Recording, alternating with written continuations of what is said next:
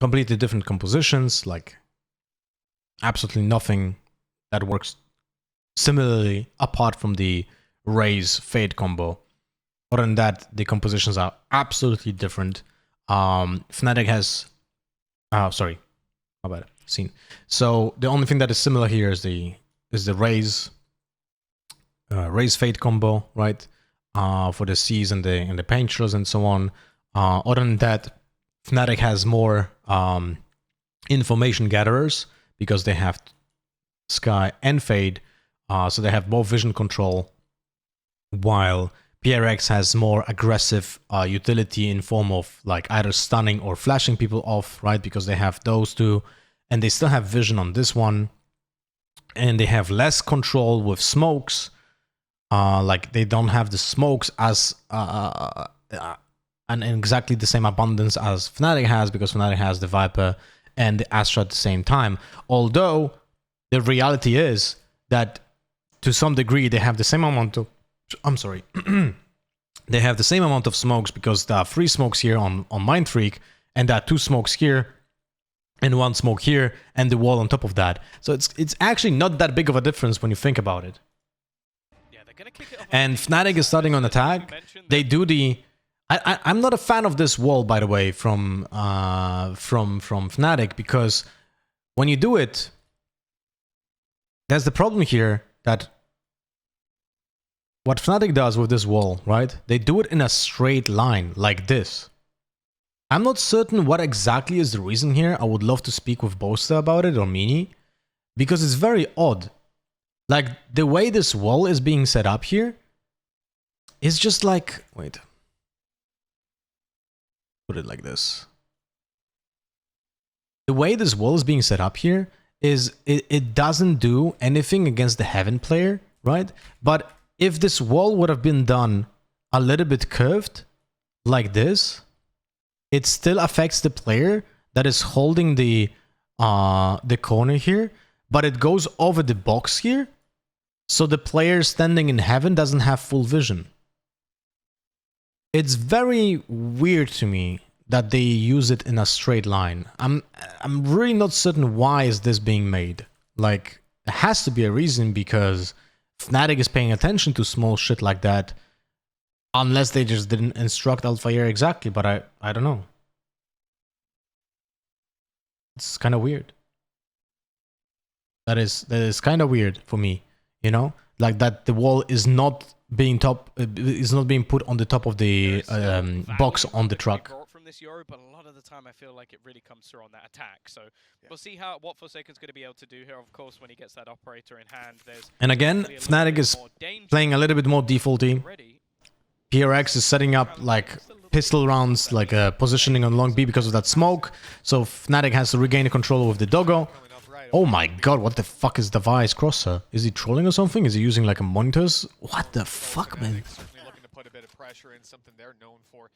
Not going to see that typical snake bite down for the big long, obviously. Yoru has no util because he's buying a Sheriff. What the fuck? I mean, that's Forsaken, he can do whatever. I mean, it doesn't matter which agent he plays, he just has his own playstyle. So this means PRX maintain the control. They're still spotting the long, they're not too worried about inside of Buka, and a good stun nade. Almost they know about the frenzy, so they know that... See? That's what... Fuck me, man! Look! This player would not see him if the wall from the Viper would have been properly set up on this box. This here. If this wall goes like... Then the wall goes like this.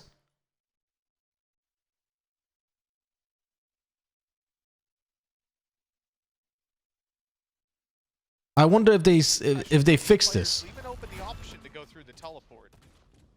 I don't understand this. With the spike going back in the other direction, I feel like Devi might be about to spot it. In fact, he's just dropped it on the floor. The aggression then comes out of Jing. Oh my god. Taking down a weakened Durka. This is already looking troublesome for the side of Fnatic, trying to find a way back into this round. What has happened with this crosshair? Something else from Devi. He must just play like a weird res. I don't believe it's actually that size. Okay, Boaster. I feel like this happens in a lot of pistol rounds where everybody's dead and then Boaster's like, don't worry guys, I'll get 2 kills and then lose. You heard the extra TP as well. 10 seconds left. I don't know, man. Timing that to get out. This is just awkward as fuck. Quite open. Well, not at all. In fact, he didn't have the time by the time he made it to the corner. Forsaken. Hammering home that final bullet. 1-0. A good start for This is like not the Fnatic that I know. Fnatic always pays attention to so much shit when it comes to like min-maxing the utility and stuff. And this is not the first time in this match he actually... What the fuck? This guy is mad. Wait, I played with Davai one time in ranked. You guys remember that shit? We played with Davai one time in ranked. I can't remember if you used that crosshair. I don't think so. His ridiculous crosshair.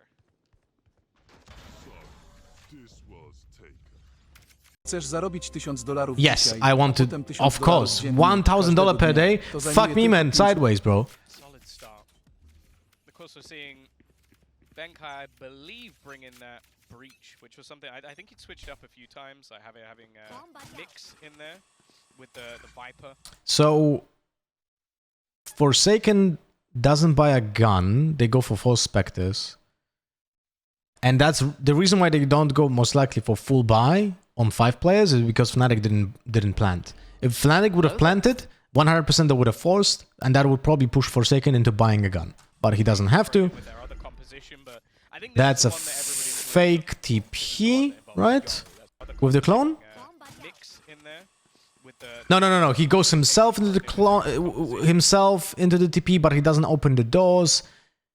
Which is what was the TP running out of time? I wonder if it was running out of time because I would love him to open the door and then TP out. But he doesn't do that. Viper occasionally thrown in with their other composition, but I think this is the one that everybody was really looking for because it's the one that involves the Yoru. That's probably the reason why. Of course, for Fnatic in this round, nothing. Basically, no. But yeah, coming back to the fact that Yoru didn't buy a single piece of utility on pistol round, I do perceive that as a slight trolling. Because Yoru's on pistol round has amazing utility. Can buy a clone, flash, and a frenzy. Like, for pro play, that is so much util, that is actually insane. Like, actually insane. Obviously not having a chamber, so no headhunter, so ultimately just trying to group up and catch someone as they go. Forsaken, well, he's almost just trying to play mind games at this point. Yeah, running out with his decoy to try and that duel on the back of it. They got in for that. It's no one hookah, but that's about it. Early play, I think they were probably looking for a Q there, hoping Aftershock stops the push, and the wall is up. Alpha didn't use his smoke, so this is 15 seconds timer, 13 second timer. The wall is still up. If they don't plan to push this right now, I mean, they have to push. They have to push through this smoke right now because they have the wall up. About that time, PRX are putting 2 and 2 together, realizing no contact outside B. Not a lot of time on the clock. We can get a little flank on the way. I wonder if the wall is still up. If Alpha just used... Yeah, it's still up. And now this wall is gonna go down. No, wait. I think they closed it. Is the wall up? Okay, the wall is up. It was correctly played by Alpha here. Yeah. So the thing that I wanted to point out is that when there's the one way on the short, right? If you have the wall up, you need to push out. But what they did is they disengaged the wall, waited out, and then activated again to push out with it. No problem at all. Jing making his way ever closer to making sure he has that shot. Yo, Costa, I swear every time my sub ends, you kind of change your usual schedule. I can't renew it. Have a good day, man. Let friendly teammates be with you. Thank you, Costa. Welcome back, broski. How you doing? Initial buy-up, it looked like Forsaken might actually go for a rifle here. Revealing area. Found them. Maybe on the Yoru, the idea and Boise, yo, got rejected by a girl, so I'm back on Twitch. Fuck me, man. Oh, thank you, Boise. There's plenty other girls in the world, so don't worry about it, man.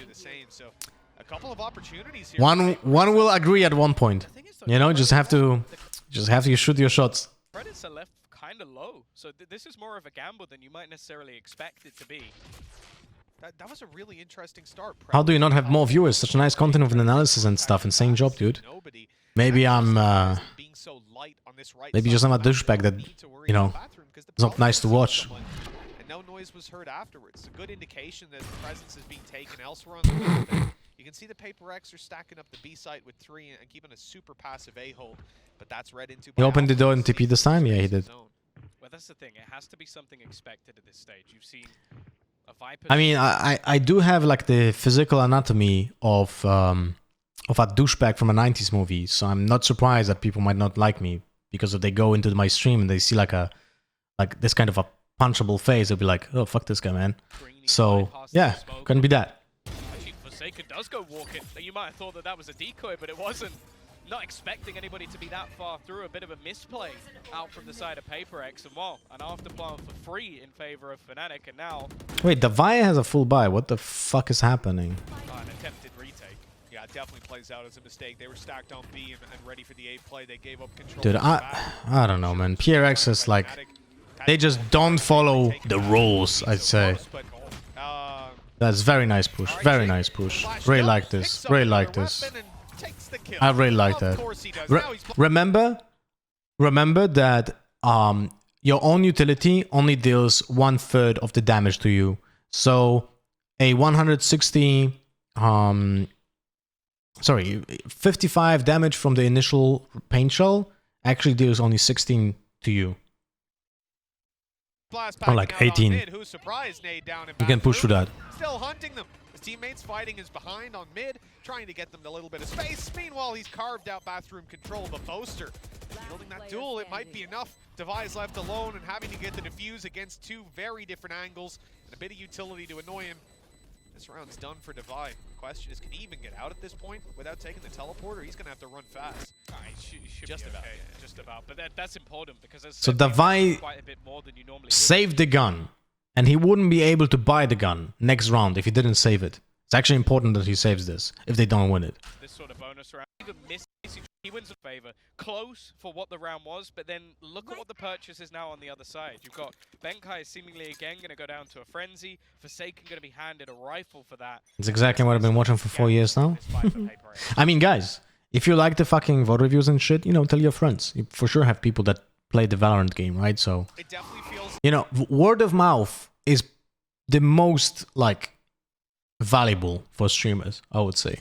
So if you want to help the stream, get more viewers a little bit, you know, tell your fucking friends.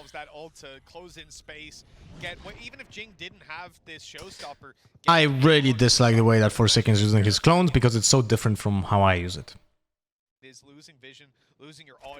If someone doesn't understand it, this was sarcasm. He has his own way of using the clone, but I really dislike it from my... The thing is with Yoru, you can play Yoru the way that you like it, you know? Like, Yoru can be played in so many different ways, and there's not a single way that is correct, because I think Yoru is insanely tough to judge when it comes to efficiency, unless someone literally ints. But other than that, everyone has its own plan for the Yoru utility, and everyone has its own playstyle. My playstyle is completely different from any other Yoru that I've seen so far. Yo, Captain Hatman for the 7 months. Welcome back, broski. Hope you have a nice week. Hope you have a nice week as well. And Forsaken just pushed into a default and died. So now the B side starting to come in onto pressure. You got the Hawk initially clearing the close angles. The Prowler doing the same in towards Hookah. It leaves basically the site just to be pressured now. Still lurking within the smoke. You can see the spam even coming through from Durka as he leads the charge. Actually, straight away, Showstopper actually utilized.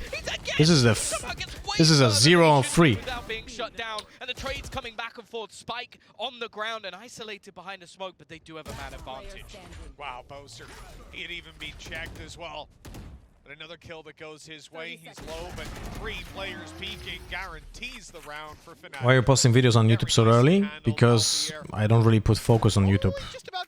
This VOD review will gonna go on YouTube, but it's like I don't know how to do YouTube properly, and I never had editors that were consistent enough, and it's too much effort, and it's just too fucking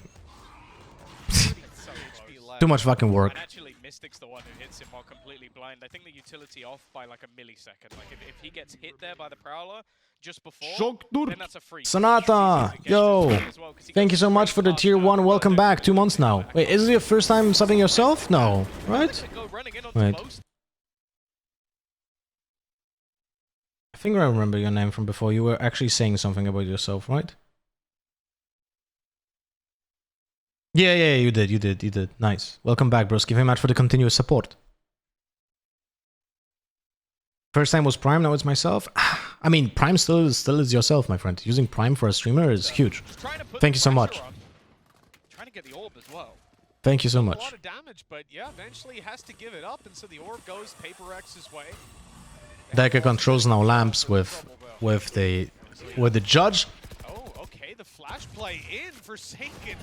Attempted to style up on them, but the shots don't land. Benkai is forced out of Bath and taken down. They have just dropped the spike in the open, but holding it seems to be a tall task. Oh my. I don't know how Jing seems to get away with so much, and now because of that, Nightfall is going to be invested. A quick reposition though from Fnatic. They're going to try and get out the back. And more importantly, but I'm proud of the Stinger plays. How's he doing this much with the Stinger? It's third kill of the round. And they know these players have ran right down to the side, right? Enzo just overpeaks. For a moment, saw them swing right. That plan going down. Fnatic have players right behind. Oh my god, he almost died. Gee, that was ambitious. He has been traded and mind freaking so, especially that is Fnatic also just. I think Fnatic just doesn't know how to adapt to PRX playstyle. They're overpeaking, overlurking. Like people don't understand their roles well. I don't know. It's so weird. It's so fucking weird. I don't get it. Matezak, thank you much for the 8 months. Welcome back. Another month subbed at the best streamer. Love you, Lata. Thank you much for watching, bro, and for the subscription. 1 more month and you're gonna have a baby. Can you watch demos like in CSGO? Unfortunately, not yet.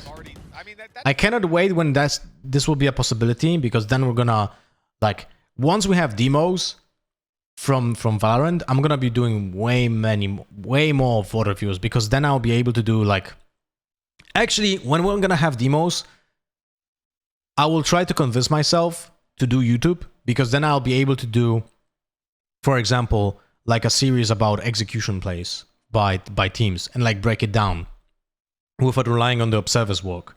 So hopefully soon. Hopefully soon. Dirk is left on 45 HP. So all things considered, it's been very successful. Do you think Enzo played bad on both maps? I mean, he got punished on B main on a send attack so many times, like 3 times in a row. Not in a row, but 3 times exactly in the same way, and he didn't do anything to change his behavior. And here, he overlurked, like overpeaked as well. It's very weird. We need your lineup master guide. That is true. I should be doing that as well. They're about to use an ult to try and get their way in towards the site, but they have no idea that this lunatic is stood up close to the smoke. They're being pushed behind. Mind Freak gets one, and then Jing dealt with, taken down. PRX falling behind, and it's Divide isolated on the site now. But really, Forsaken has 0 value out of the clone so far. Absolutely 0 value out of the clone. One of them is his position right now.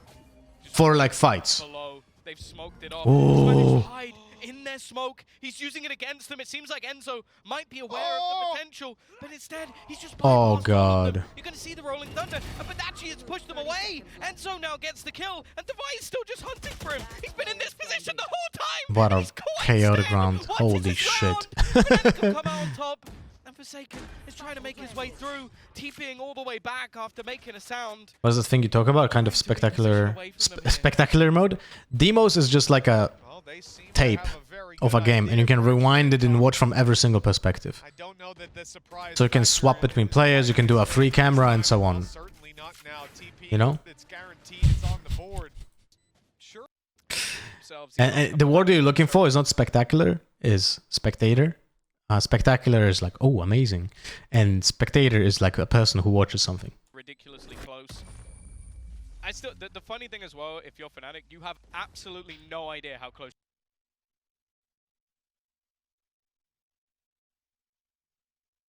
Replays the game, basically the game records every input from the player and replays them in game. Exactly. Like, you do not know that Divide was sat there the whole time, because in your mind, you've been hit by a load of utility, and you're probably thinking, okay, chances are he just jumped out the window. Yeah. Don't laugh at me, I'm dyslexic. Any timing other than... Wait, I'm not laughing at you. I'm trying to, like, you know, just teach you. The one that happened. That's And it. do you know what's even better? That's the way, like, I'm assuming that you're not a native speaker, and if you're not a native speaker, then everyone benefits from this stuff, right? Doesn't use Rolling Thunder, they win that round. Exception would be Enzo with the... No. No $1,000 per day? Yeah, Fucking fly, man. What is this? Benny Hill? this time it's going to be Benkai taking a stinger by the looks of things. Oh, Anjing! No, okay. He's still deciding. Still making Full by round Mystic as well. Jin on the Spectre. Clone first tempo. Spectre to work with here.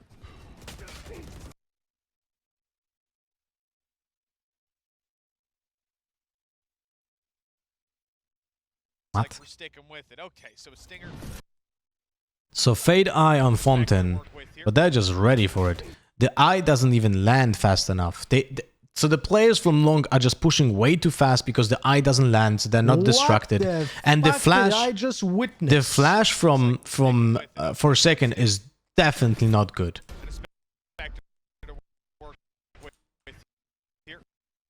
Fuck me. He still has the flash in his hand. See this? He's throwing it here in this spot where he can be already peaked. Like, I don't like this. The Yoru flash that you could use here is on top of this wall here. Once you peek from garden and you just run with your back out, so you're going on reverse while hugging this wall, and then after the flash pops, you go in. This seems not to be orchestrated well enough. That flash is way too late. The point of this flash though is that they're hugging this wall here, right? Because the flash goes like this, bounces behind here, and flashes when they are guarded by the corner. But the thing is, it's not good timing. So I don't think this was like practice enough by PRX, or just they never got countered. Did Forsaken think that he was the decoy, or...? I don't know, but the thing is, in the last round, they managed to get quite far down. Why EMEA teams do not play like PRX as Stratos? What? You mean by playing like ranked? I would say that it would be nicer to see more structured play in Valorant, but Fnatic is our best team, and they were always very structured, but in this tournament, they looked like not the Fnatic that I know. Maybe it's land jitters, maybe they just overheat and shit, but this is really not the Fnatic that I know. I'll be honest with you, Fnatic should absolutely disassemble PRX playstyle when they are attacking. Because PRX just treats defense as attack. And Fnatic just didn't do anything on Ascent to, like, they played default to counter PRX playstyle, but didn't do it effectively and properly, and they didn't learn during the game to counter what PRX was doing, so PRX was just running away with it, and it seems a little bit better here on this map, you know? Yo, Archit, thank you much for the 4 months, welcome back, broski.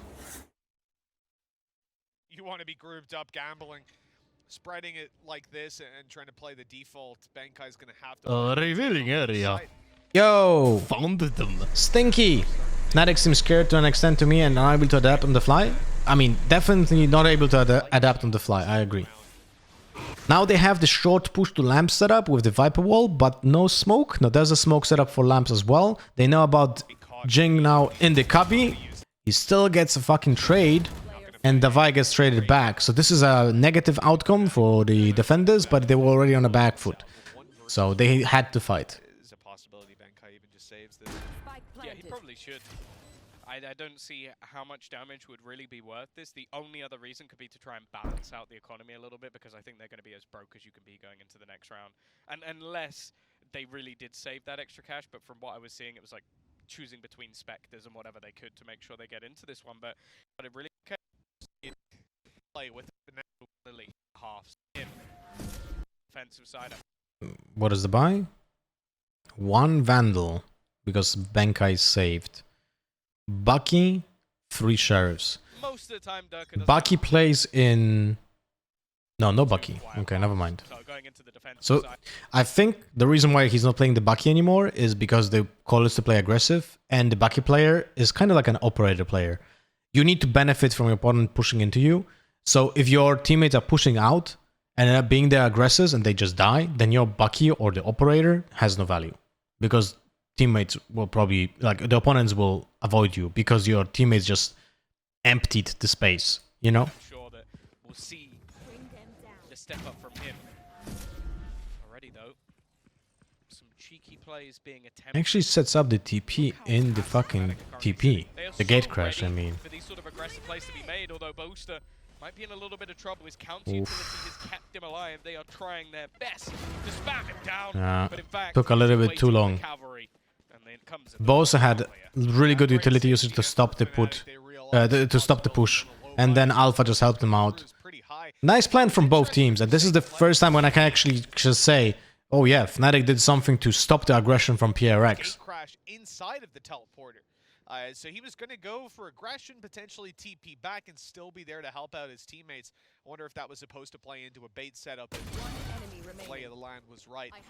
Fnatic should be closing this one out. Okay. One at least. Was to make sure they could get both the orbs and send Enzo into this next round with his Nightfall. So good. Fnatic has cash for days, to make sure that they get all of the little pieces. But this is where I want to see a change. and he gets the drop, so that's good.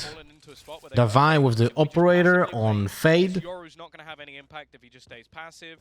Jing is going to want to try and pressure us. And that's the thing that I dislike about this. Tom says that this Yoru will not have any impact if he stays passive, while if you represent a different playstyle of Yoru, you can have absolutely a lot of value if you stay passive, you know? It's like, it just depends on how you approach the, depends on how you approach it, you know?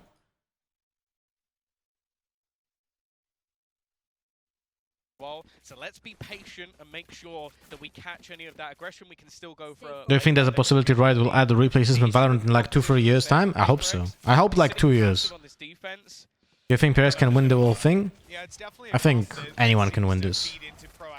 Quite a bit. Forsaken in trouble, in a lot of trouble. In fact, he's going to TP right out of there. But they are Yeah, I like this. I like this. Oh, no, I didn't like this. I thought that instead of setting up the TP, he's going to go for the ultimate first. So the thing is, I like his first reaction.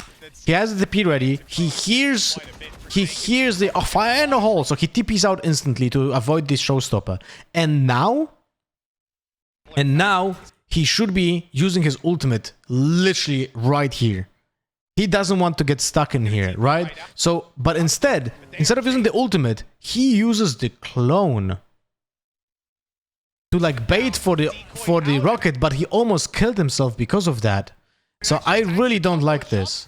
Ultimate used as well. Extra info. One player spotted, but mid is he hasn't seen anyone. He hasn't seen any. Oh, okay, there's one at least spotted. He's going to complete the TP. Yeah. Oh my god. The second was lucky. The first one was really good. And this round is falling to pieces. Fnatic not able to do anything with Mystic as a 1v4 contested. Spike in front of him. Hey, something. But not too much hope in this one. Baiter, even Forsaken Euro baits? What do you mean? You didn't bait anyone here. Tries to take the fight rather than facing off against the Haunt, and well, he's going to end Forsaken never baited anyone here. Where Mini watches that round back and just realizes what the hell just happened, because that was again just ludicrousy coming out of the likes of Forsaken. It's such a risky play initially. The pop flash he throws himself ends up catching plays. He does all of this while on low HP, and that's before you even talk about the spam kill that made no sense. And the coordination on the orbital strike coming down just at that moment. Enzo goes forward, he dies. Goes backwards, he dies. There was no way out. The clone used the clone for nothing? No. He used the clone to convince the Rays to use the showstopper on the clone. But the thing is, if Delka would have actually played a little bit more correctly, he would have killed the Yoru in the corner, or shot the rocket inside of the clone. So there's a 50-50 that this clone play actually just kills Forsaken. While if he uses only the ultimate, there's 100% that he stays alive. You know? from PRX, and it came off the back of sheer. But if Forsaken instantly ults with a decoy, Derek maybe doesn't use the showstopper on him and shoots someone else, then Forsaken could have flashed off showers to make certain that Derek doesn't push out because he's blinded. Like, there's shit ton of possibilities, and as I said, not a single one of them is wrong, because you use it on high pressure situations and you do what you think is the best at that moment.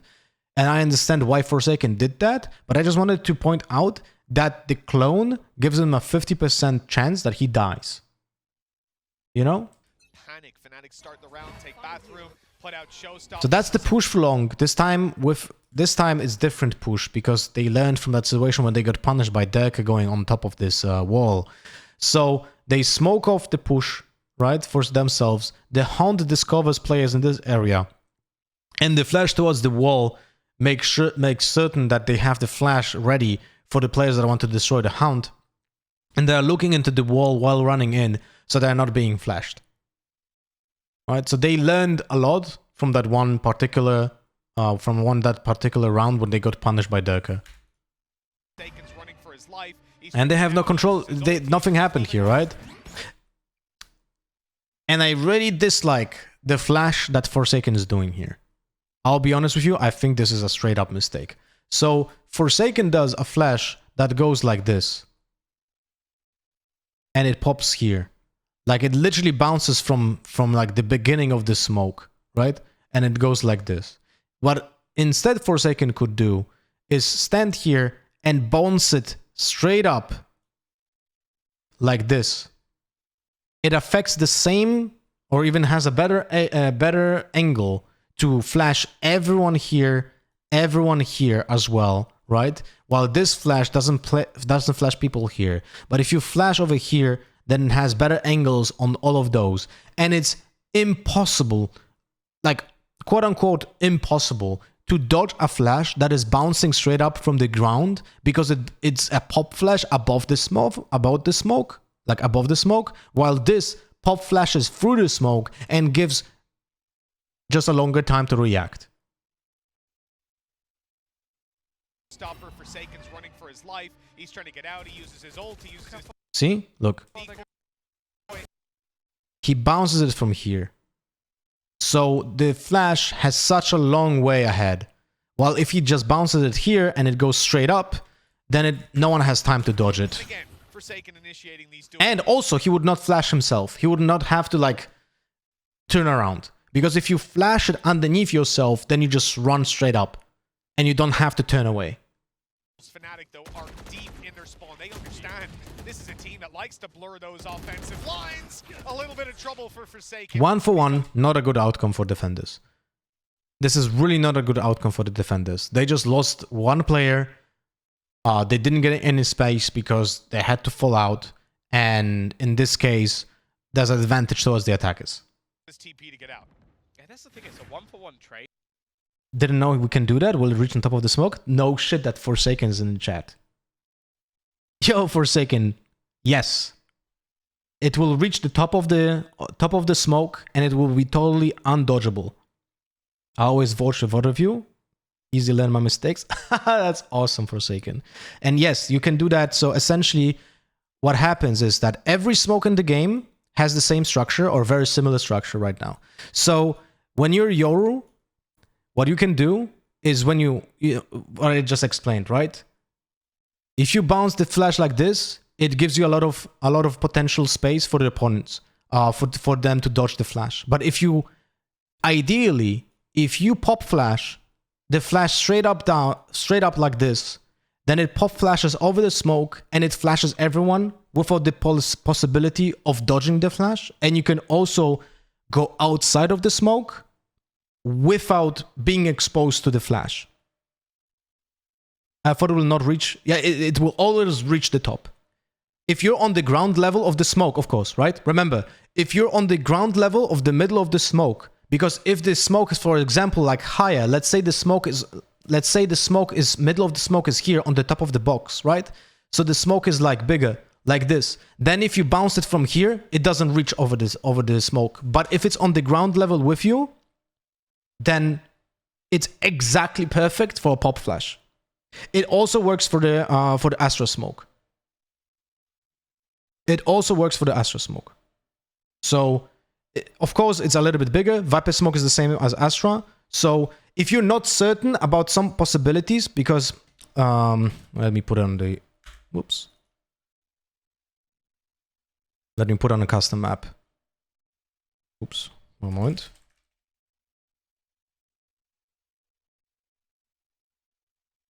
But we can also explain on Valorant. So let's say we're playing Ascent. Let's say we're playing Ascent, and the Astra smoke is like this. Right? Like this. I would never flash as a Yoru in the middle of it, because it doesn't have good angles, right? Because the angles of the flash will be like this. Right here, right? But if you pop flash through a little bit worse angle, like here, then it flashes even a player that is behind the dice, because it's high enough to reach that player, while it's a slightly worse pop flash because it goes over like the curvature of the smoke, because the smoke looks like this, right? This is the smoke. So the pop flash either goes through here or through here, right? So there's a slightly bigger distance between the smoke and the flash. But here, when the smoke is in a position like this, you have to do it from the closer angle, because if it's used deeper, then it doesn't flash the side. You know? But yeah, this type of a flash is actually really fucking tough for the people to dodge, and you can easily test it, by the way. I'll show you something.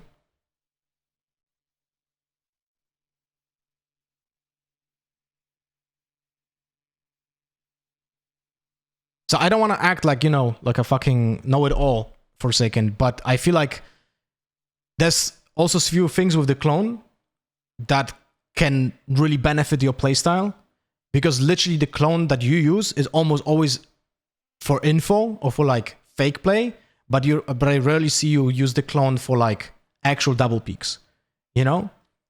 And I think for your playstyle it would fit perfectly. So essentially, wait, let's go. My ult's ready. Let's go into A side, right?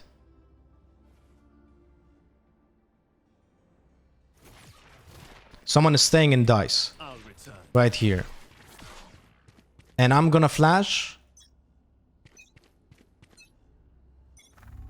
Alright, let's do it like this. I have a little bit time more to react.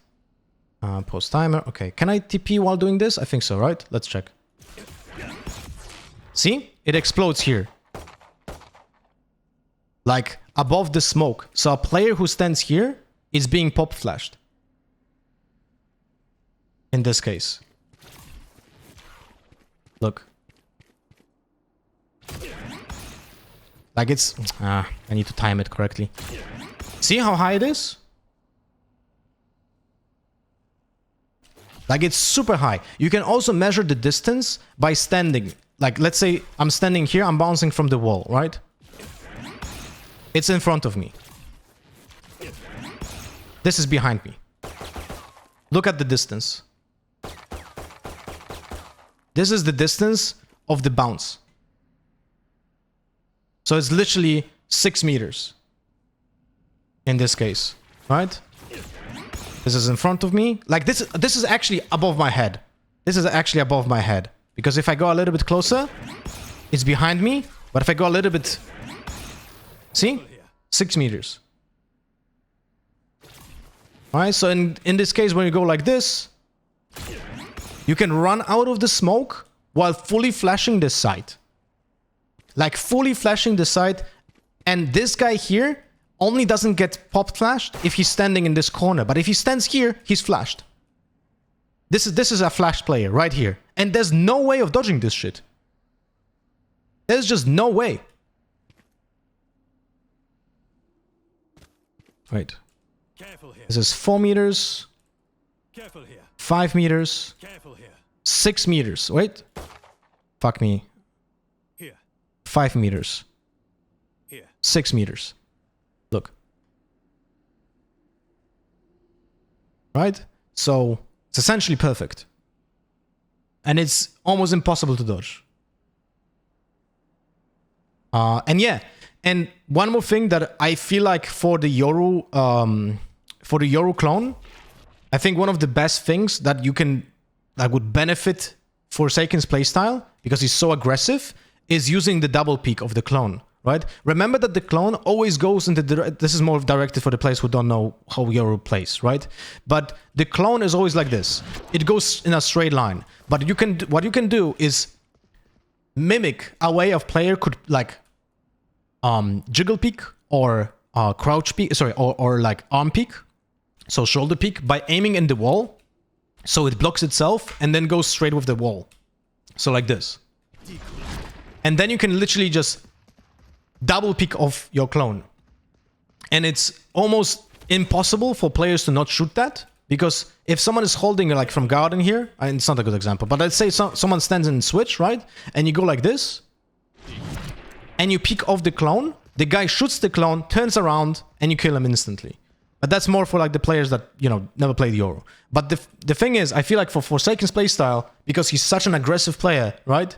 He would definitely benefit from using the clone more in this way than just rather using it for fake plays for the from the bind TPs and so on, because it's a little bit of a lost value, you know. But yeah, okay, let's go back to the VOD review.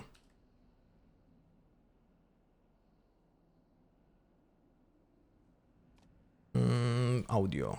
Let's do it. Overall volume lower. All right, let's go back to the VOD review.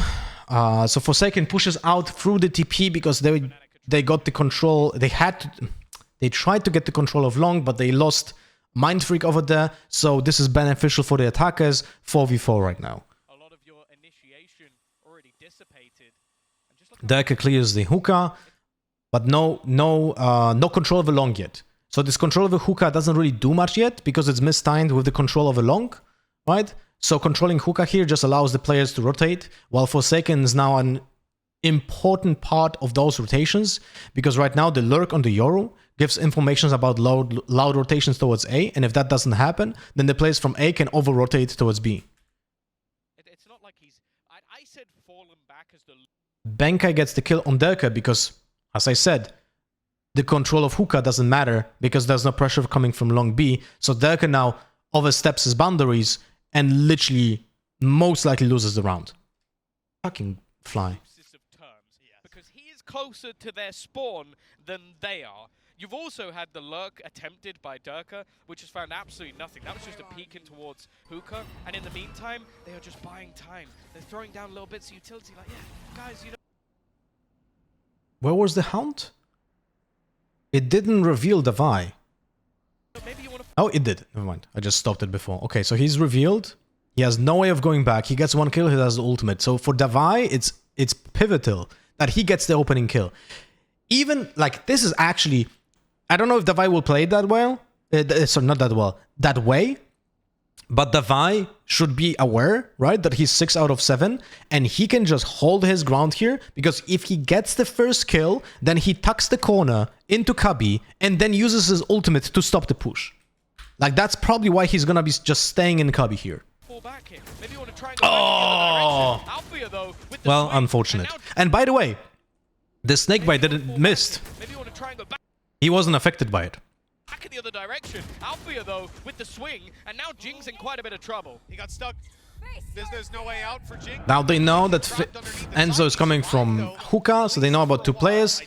And this round is resolved on missed shots, essentially. Who wins the duels wins here. But Forsaken, oh my god! Yeah. And that lurk essentially wins the round at some point. But the thing is that many people will think, oh my god, Forsaken baited the entire team to clutch it out.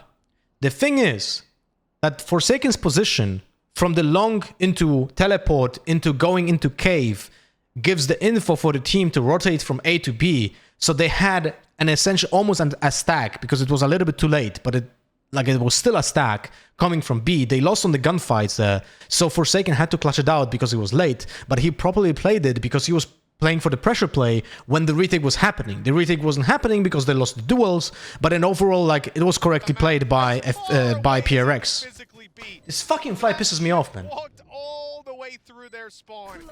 The patience finally paying off. With a Red Bull clutch and a 5th round for PRX. It's just got to be so irritating. Who's your favorite player in Find out right Valorant? at the end of the round that basically everything else that happened was just delayed. It was I a think attempt to Enzo is a put very this man smart into a player position, and that guess typically what? in EMEA was very There, impressive when it comes to utility usage, knowing the timings and so 5 on. rounds apiece. Purchase still coming up for both sides. And actually, interestingly, Other than that, I don't think anyone just operator, not something I necessarily expected. does the same I guess with the way that impression on me, I think. But on LAN, he wasn't playing that well, which is very Well, at times, surprising. by our series figure, half is it's better. that was eventually But also, like, I don't know, Fnatic was just getting... they were stumbling over their own legs at some point. They couldn't, like... I don't know what was going on in Fnatic, but it seems like they couldn't handle the aggression for PRX, even they should have known that exactly what's gonna happen. not just by one. Like, PRX plays in a very specific set way, that if you have your mind set up to counter them, there's a very high possibility of countering them. But, like, literally we have seen maybe one round that Fnatic did set up a counter towards PRX pushes, while on Ascent, they were just fucking disassembled by PRX. Enzo dying 3 times on B main was abysmal. And the Jing did the same satchel play into B Link like 3 times in a row. But by everybody improving over time. Durka had a flyer of a start, but that was a very small sample size. And well, the sample today. All right, what is the play here? Aggressive push through short with the stun through... Let's zoom in a little bit. So essentially, Breach stuns in the beginning here, which gives space for the players towards the right side of the short or left from their own perspective. I will assume that was gonna be the play, while the flash is gonna be put on the top of the wall here somewhere, most likely, to flash the players coming from this side, and it's like a crunch for showers because the Raze is gonna boom bot as well. So Boaster should be fucked here. But let's see if this is gonna happen. The thing is, there are 2 players on Mario. Mario is the pipe here. That's my own call out. I'm not sure if it's gonna pick up, but essentially the players on Mario will be fucked if the players from here will check it. But I'm assuming the plan is to actually push into this side because of the stun. But let's see what's gonna happen. Forsaken, right? There's a fucking pipe there that looks like Mario. We're yet to see it. Now, with the last map being one where he normally See? This is what I'm talking about. See?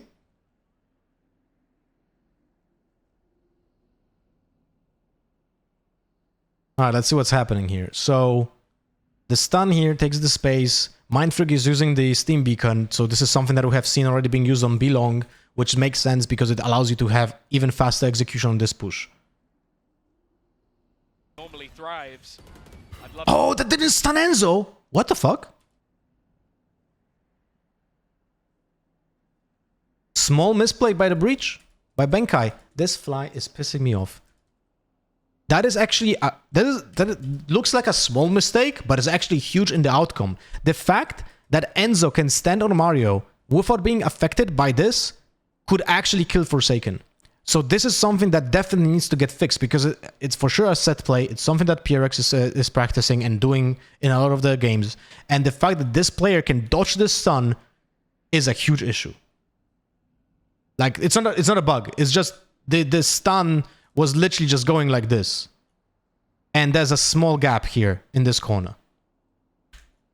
I'd love to get there, but Fnatic have got to almost... So, okay, so PRX didn't push into the right side. I was hoping it's gonna be a Showers crunch, but it was not. Face off against the But Jing just gets Bosa anyway. Well, PRX and Jing, okay then. It's just done it again within the first few seconds. And if you think even for a second he's going to back away... Is there a lineup for EuroTP that goes past Cave to get past the Chamber Trap, or do you just use second? On Bind... Yo, Forsaken, you want some lineups for EuroTPs on Bind?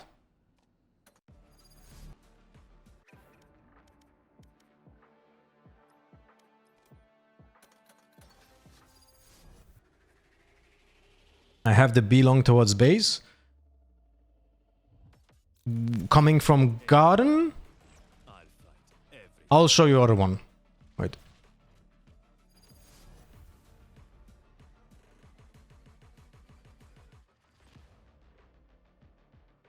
I will show you the consistent ones, because the non-consistent ones are just too tough to execute properly.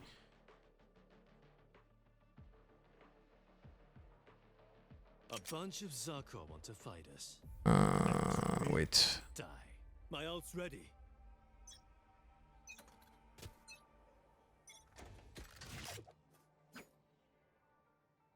You're throwing from the garden inside of yes. So essentially, I stand in this corner here, then I put my crosser in this spot over here, like this,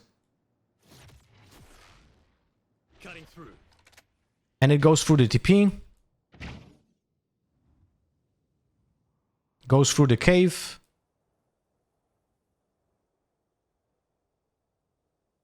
and it stops here. Right, so like this gives an audio cue for someone that is holding like those spots here, like close to the market, but you can then hold this position, right, while the chamber trap is still active, so you can get free kills if people are rotating from hookah. You use this, awesome, and yeah, and you can use a second TP to avoid being detected by going here, right, and then you have control over B long if they're pushing, executing B. Another one that I like to use on attack though is when I go into showers, but I can't remember, I've seen you go showers a lot. I'm just standing here when I'm not exposed to the angle, right? And I align this part of the wall with the towel like this. Like this. And then you can use a TP on the top of, whoops, on the top of the, this fucking thing, whatever. And it just goes into CT. Here. It's a great fake TP, by the way. You don't have to go like and TP there, but it just gives so much pressure because rarely people play in this position, right? Because it doesn't really make sense. You have to play on site more than this. So if you fake TP here, players are fucked. Like, players are fucking fucked. They're like, oh shit, what do we do with this, right? And then another one, fuck, I can't remember how I was doing it. I think I was standing on the third drop or the first drop. Fuck. I think first drop, let me check. Time to jump. Yeah, it's a first drop. So with the first drop, you go into sight, but you can also just go in front of the first drop and do the same shit. Cutting through. So it goes into this corner as well. Right? Yeah. So it goes here. And then you can play with the flash out. Actually, I never checked if this works, but I think you should be right. Wait, can you? Actually, I never checked this. We can check it right now. Wait. Is there something that I can bounce it from? Yeah, there is. Wait. I never did this before, so this is like a work in progress, guys. No? No? Where is it exactly? Ah, here. Okay. No, I think this is too tough. I think this might not work. This would require testing.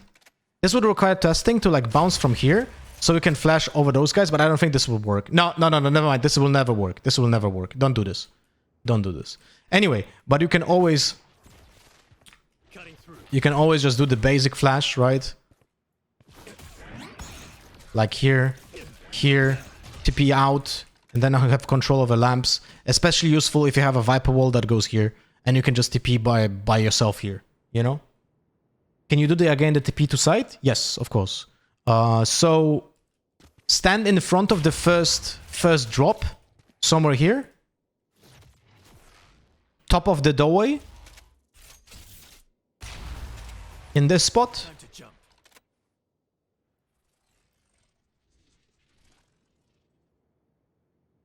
And it goes into this corner. If you want to stuck on the other corner, then you stand on the first drop. And do the same position. Teleport. Time to jump. And then it gets stuck in this corner. Depends on what you want to do, right? But I think the best one that you can do is the alignment of this wall with this one. Like, this is like insane. Cutting through. Like, this one is nuts.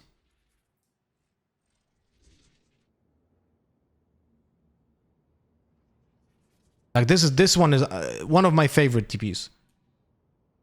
This just creates so much fucking pressure. Yeah.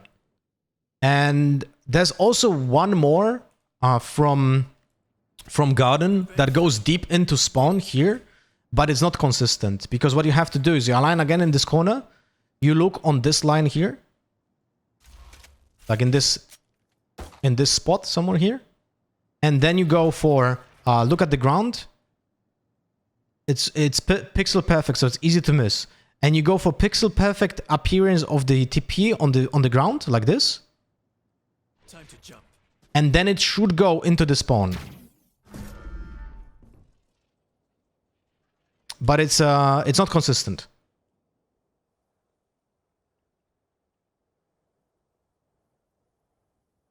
But no one hears this TP. Like, no one. Absolutely no one hears this shit. Right? Because this is so far away from the actual map, that no one, like, someone has to stand close here to hear your TP.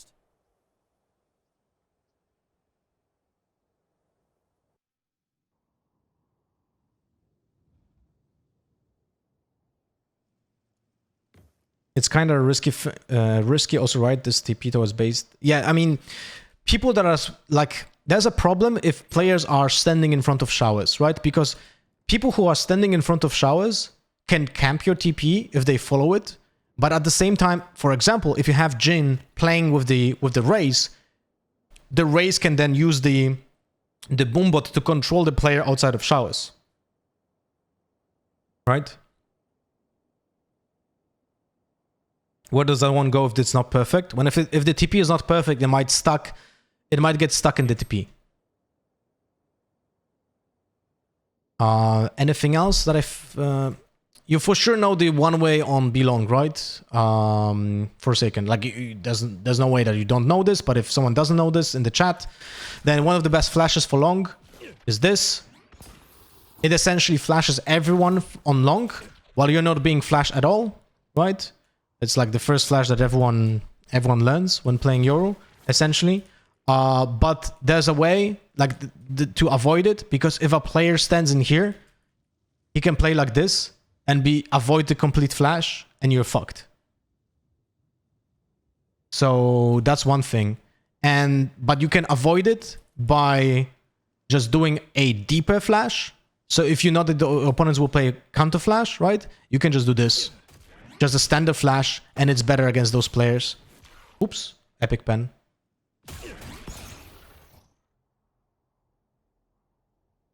So yeah, that's one thing. But what I really like to do for a second as well on long is, like, there's a very rare time that I do a pre-setup clone. But if I know that I'm being pushed on long B, and they know that I'm playing the one-way flash here, I'm baiting something like this. I'm pre-setting up the clone. I'm doing the one-way, activating the clone. It pops. The clone should be a little bit faster. And then the person from here shoots the clone, and I kill him. Because he's ready for the Yoru to pop up. So you essentially bait the player that is baiting you. Right? So you angle it a little bit better, like this. And then you do this. Of course, you don't flash yourself, but yeah, the point is that the player that is playing anti-flash goes for the clone. And what else? What else? On short, I always try to do the fucking ultimate judge. Like, ultimate judge into lamps is so free, is actually insane, but it's like the most basic thing. Yeah, I think that's the most important parts of bind, to be honest. Alright, let's go back to the VOD review.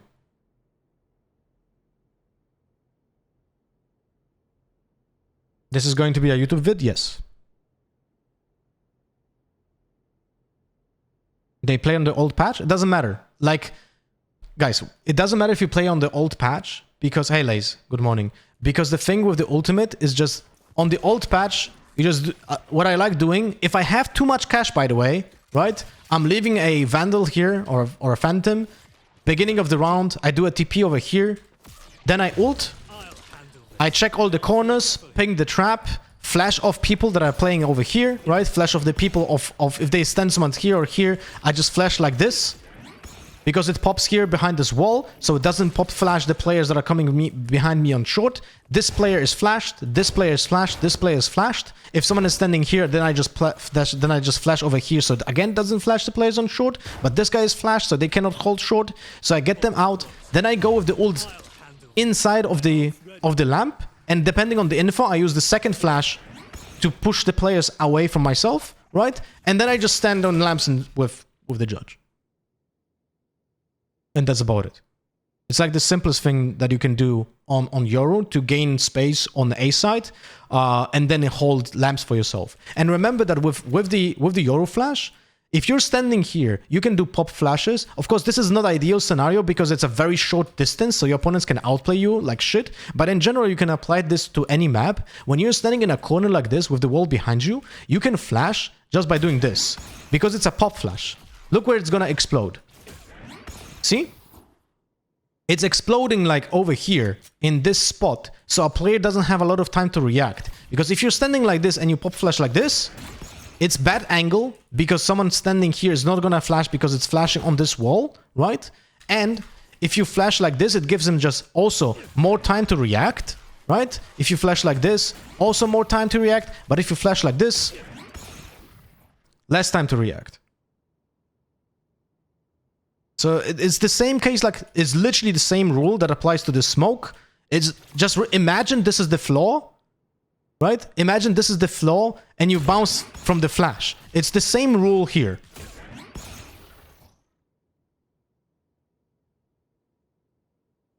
Does it give sound when flash hits the wall? Yes. The flash is invisible and doesn't do any sound until it hits the wall. Once it hits the wall, it gives the audio cue, but you don't know exactly where it is.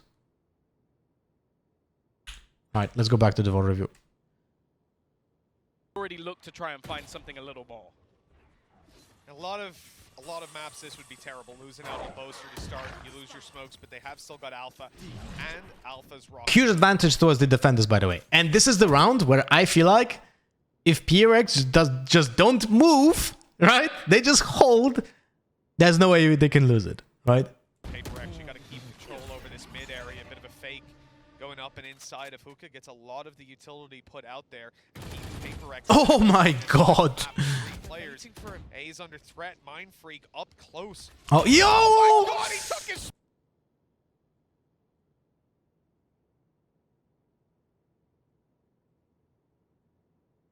The timing, I mean, he didn't need smokes, right? Smoke out. Alpha. The problem is Mind Freak chooses to do this mistake. I will explain you why. Jin has the info that there's someone there, right? Jin has the info that there's someone there, and they activate the wall. They activate the fucking wall. So this is an info, yes, they're gonna push. This is where you should never re-smoke. Mind Freak should never re-smoke, should just fucking crouch here and just wait. Or just wait for, like, Jin should probably just use the paint shells to help him out. Like, if he paint shells on short instead of the hookah, then he buys time for Mind Freak to re-smoke. But he doesn't do that, so the smoke disappears and Mind Freak dies because of that.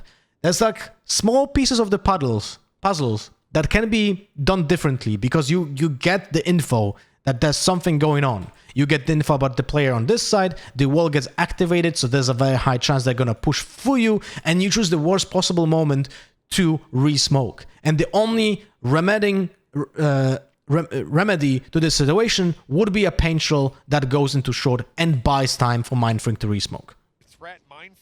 I actually don't know why Jin threw the paint shell through hookah, because there's Forsaken there, and he has nothing happening. So it's very odd. Oh my god, he took his smoke out!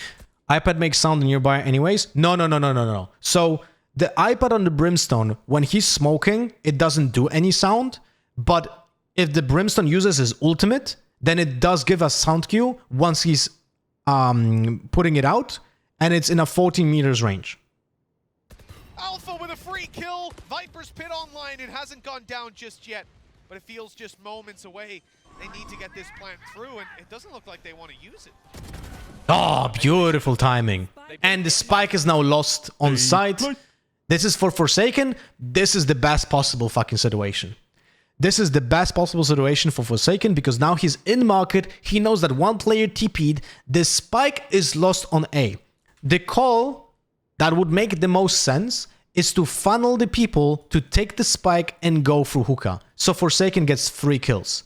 So if the players on A don't do anything and just let them TP to B, they can already rotate the Fade towards B, stand with 2 players here. The Raze can already rotate through spawn as well. Because what they're gonna try to do is maybe Benkai just flashes them off, forces them to go out to the TP, forces them into into Forsaken, while the Fade is already waiting for them on B side. So Davai has like a great fucking potential situation here. This is a perfect setup for PRX. They've been dropped by Jing.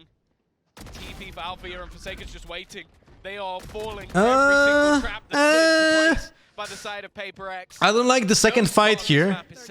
I don't like the second fight here from Forsaken, but yeah. Why was Durka planting out in the open instead of inside of this site? I don't know. And also Enzo makes the overcommitment to TP. I don't understand this. Enzo should have saved the gun. 100%. Incredible anchoring from this guy. He sat down aggressively. Yo, Infected, much for the 5 months. Welcome back, broski. How are you doing? You just have to sit back with 2 rounds left, Tom. To not use the Viper's Pit there, it just seems like a massive mistake, and you were feeling it almost immediately. The sense of trepidation as I see these players take fights. I'm like, you could be planting right now. And I understand you want to keep it for the next round when maybe, you know, you're starting out fresh. You don't already have that foothold, but instead, that little bit, I don't want to quite call it great. Alright, Yoru ults, gets info. The TP is ready for A-side showers. So this is a set play with the smoke on B long. Yoru gets info, probably pressures off the players to go into A, and then he TPs into A, so he helps. Like, when you think about this, every single default defense is like 2 players one side, 3 players one side. And if the 3 players on one side are putting pressure, then the other side is being probably pushed, right?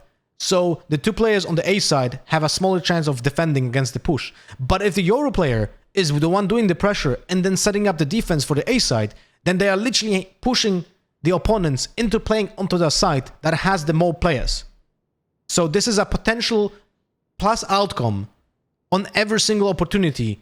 This is a positive outcome on every single outcome.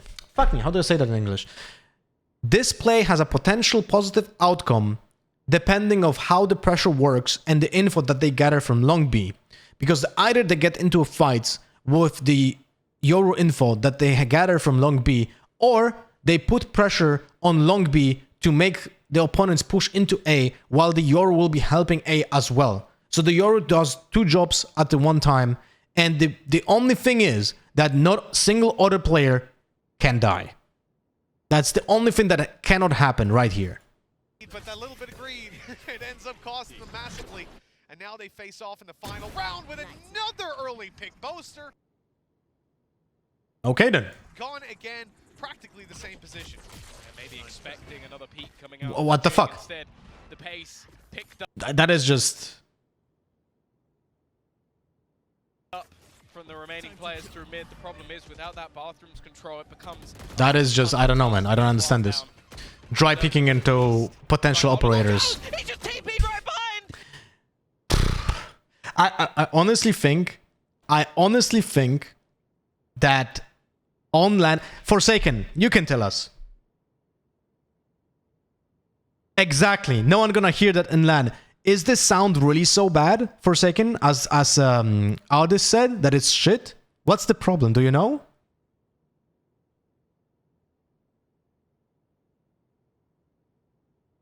Like, what the fuck, man?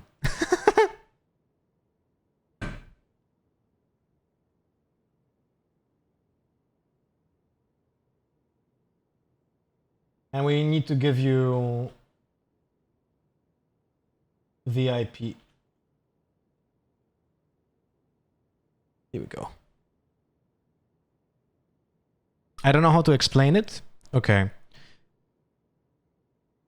But you're saying it's bad. It's like really bad. Have I got something like crackle sounds? Do you use like any kind of audio interface, or are these headphones plugged straight up into the PCs?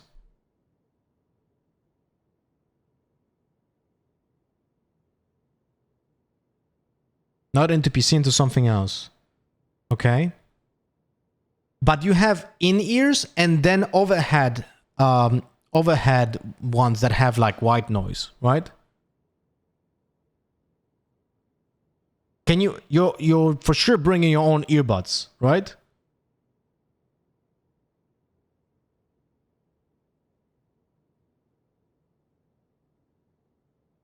We use Riot earbuds? What the fuck? Are you not allowed to use your own earbuds?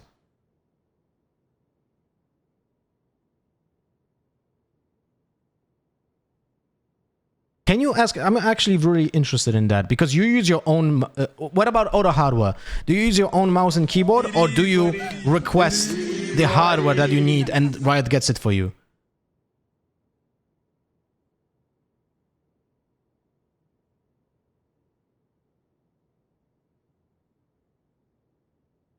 You use own keyboard, mouse, and mousepad. That just makes no sense, man. Would you be so kind and ask Riot if you can use your own earbuds? If not, what's the problem? Because that is fucking ridiculous. That is absolutely fucking ridiculous. Like, I would... Like, that's... Yeah, sound is the most important aspect. I would rather play not on my own keyboard than play without my own fucking headphones.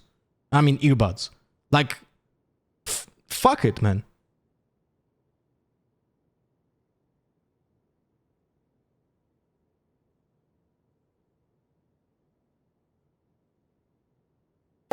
It's only a game. Look, like, what the fuck, man? Mad? I personally, on stage, use lemon ears. What? Headphone. Wait, in ears. What the fuck? No, what is it called? Fuck me. Lime ears. Like, I have for stage, I have my own lime ears customs.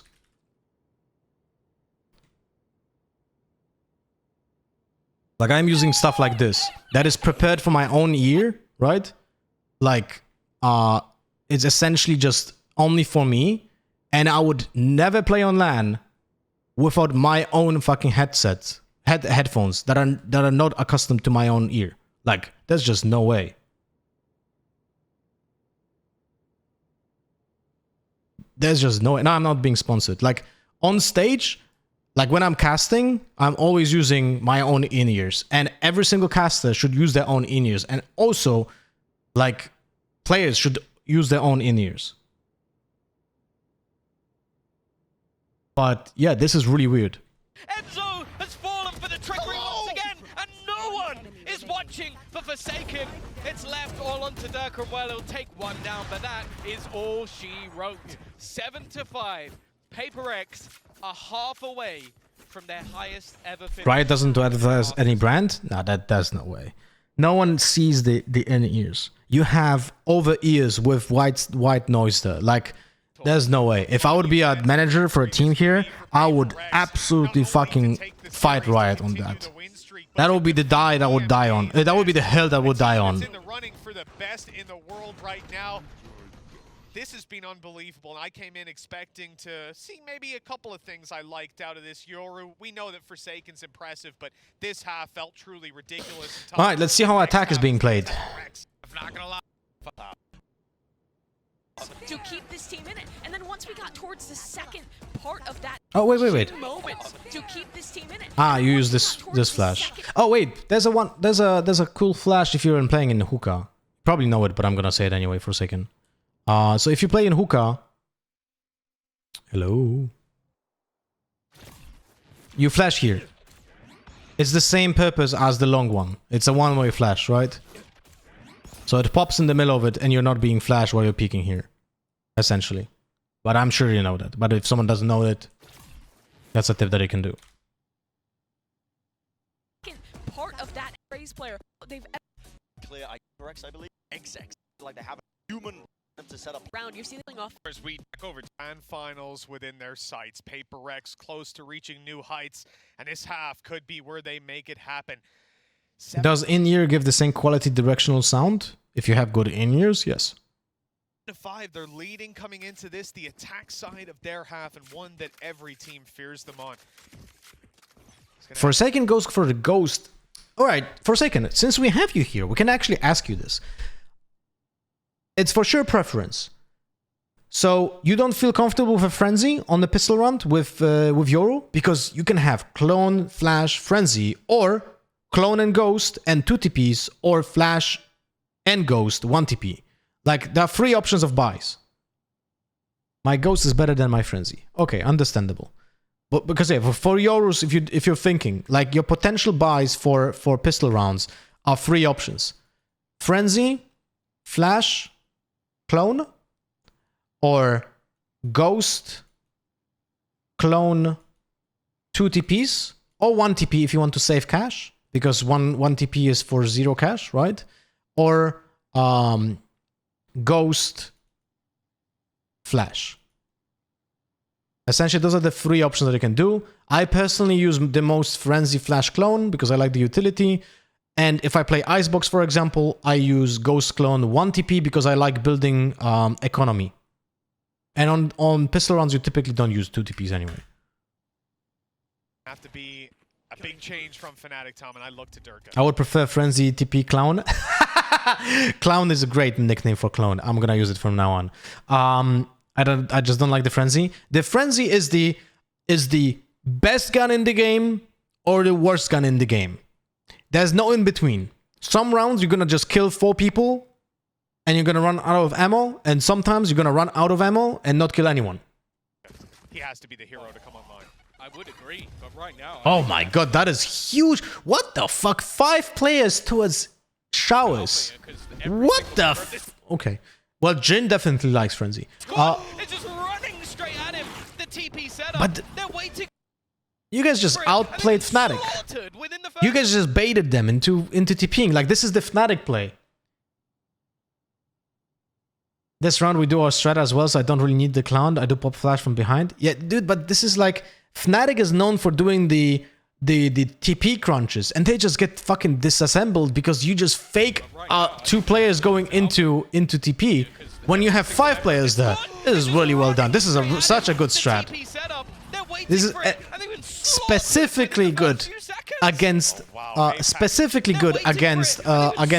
Fnatic, and then you have a TP ready for Lamp because you guys killed the player from showers.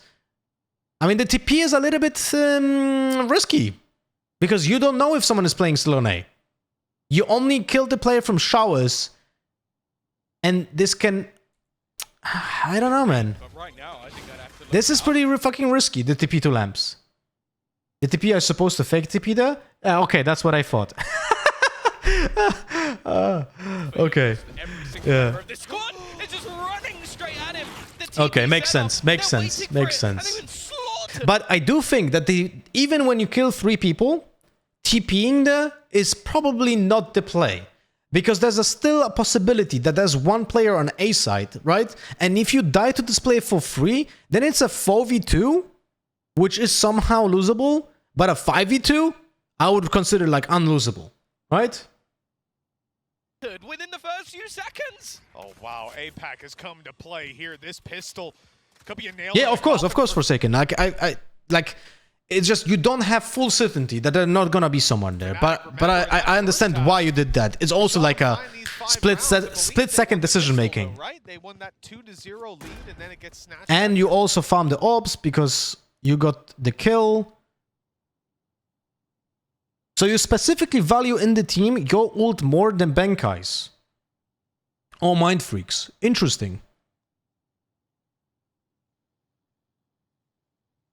That is really interesting. I'm assuming that that's because on second round you're gonna be the one hunting for frags. To counter Viper ult as well. Yes, makes sense. Makes sense. Yeah, Yoru's ult is just like the best fucking answer to Viper's ult. Like there's just nothing better. You just stand in. He's here, spamming. I believe they won the pistol though, right? They won that 2-0 lead, and then it gets snatched out of their hands. PRX in a very strong spot if they close this out. Durka and Boaster. Oh, good read by Boaster, but the shot doesn't land to start, with Mind Freak extending the advantage into a near impossible to lose situation. That's 8 on the board, Tom.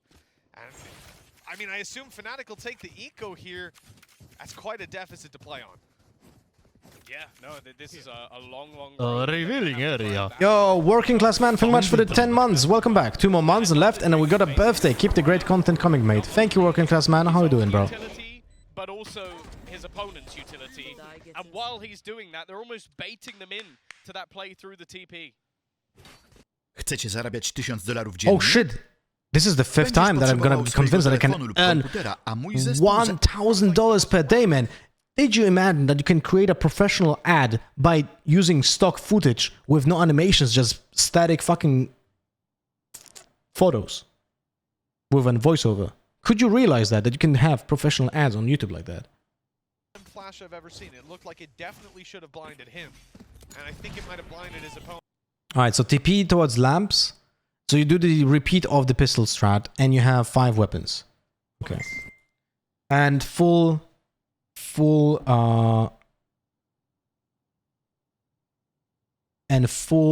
eco from Fnatic, apart from Alpha playing with the shorty and hookah. And as I always say in ranked, against an eco, never go into hookah, avoid shotguns, right?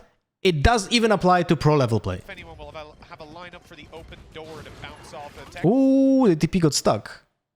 But fair play either way. Good night and sweet dreams to you, Jing. Jing is so aggressive, I love it. Well, although this is a little bit risky. He got already 1 kill, and now he's going for a potential position where he cannot retrieve his gun if he gets like double killed, but no one expects him here. Like, no one has even the fucking info that he's gonna be in heaven, because why would he be here?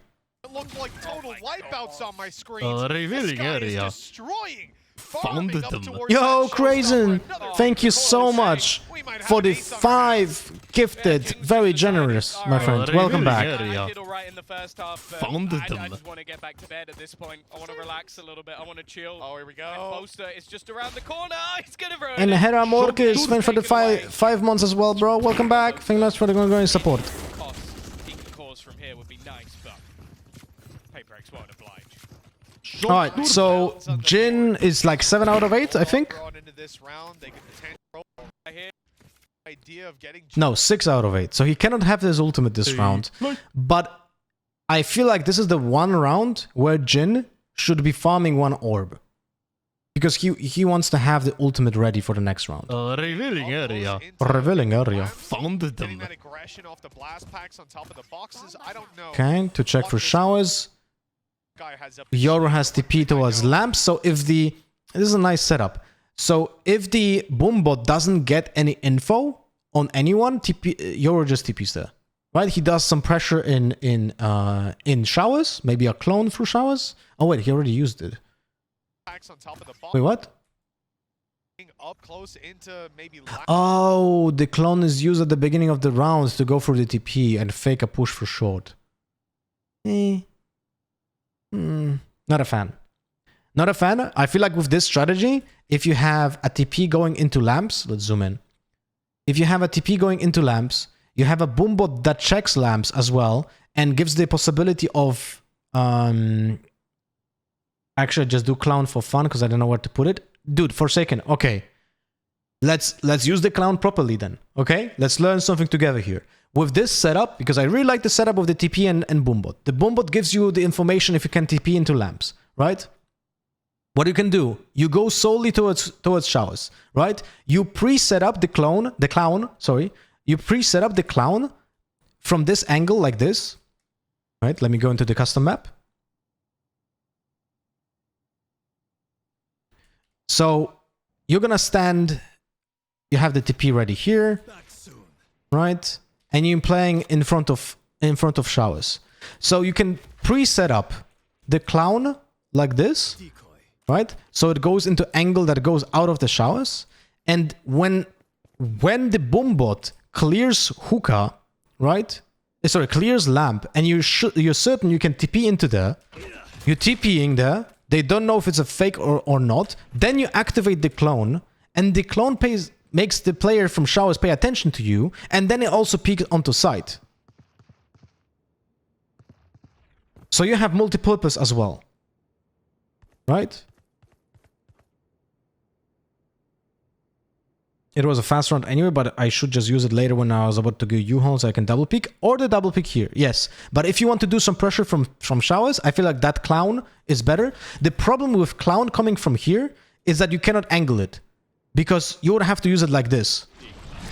Oh shit. Epic pen.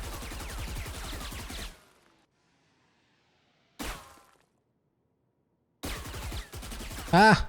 Yeah, that's the problem of the epic pen. Because if you want to use the clown into lamps, it has to be angled like this. But then you're exposed to this angle, so you don't want to do this. And if you use the clown like this, then it looks into the fucking wall, and this can be actually avoided by your opponents. Because what the fuck? Why would you run in like this? This just makes no sense. So if you see a barrel that is pointing like in this direction, you probably know it's a clone. It's fine, I think even if it's not angled properly, I just wanted him to shoot the clown so he will dodge the clown flash. Yeah, but this is the one angle when I actually think someone could avoid it. There's no way people never shoot the clown. If you pair it with a flash, then maybe a bad angle will be shot at. I think. But I agree. 99% they shoot the clown. Like 99% they shoot the fucking clown. But if it's a bad angle, like really bad angle that just makes no sense, sometimes someone can actually just avoid it. But yeah, but this is like a... I really like the strat. I really like the strat with the TP into lamps with the boombot there. Hello. All right, let's go for it. Getting that aggression off the blast packs on top of the boxes. I don't know what this guy has up his sleeve. The one thing I know, anything is possible when this... Yeah, there's the TP. The stun from Breach was paired alongside it. So essentially, you have the boombot, the stun from Breach, and Yoru TPs into lamps. So he gets the control. Jin, for some reason, is already like in the middle of the fucking site because he's a maniac, and he jumps most likely into the smoke, which is a fantastic fucking strat. Holy shit. Yeah, and he's sending in... Dude, Jin has fantastic satchel movement. Like, this is like a way you should play Race. Like, this is phenomenal. This is like the way that you should play Jet if Jet's dash would have been twice the fucking range. Like, this is really good. And Jin is really good at executing those satchels. This is not an easy play, by the way. You really need to have a certain level of Raze mastery to have this confidence on using those satchels in a very specific way. You know? I made this strat.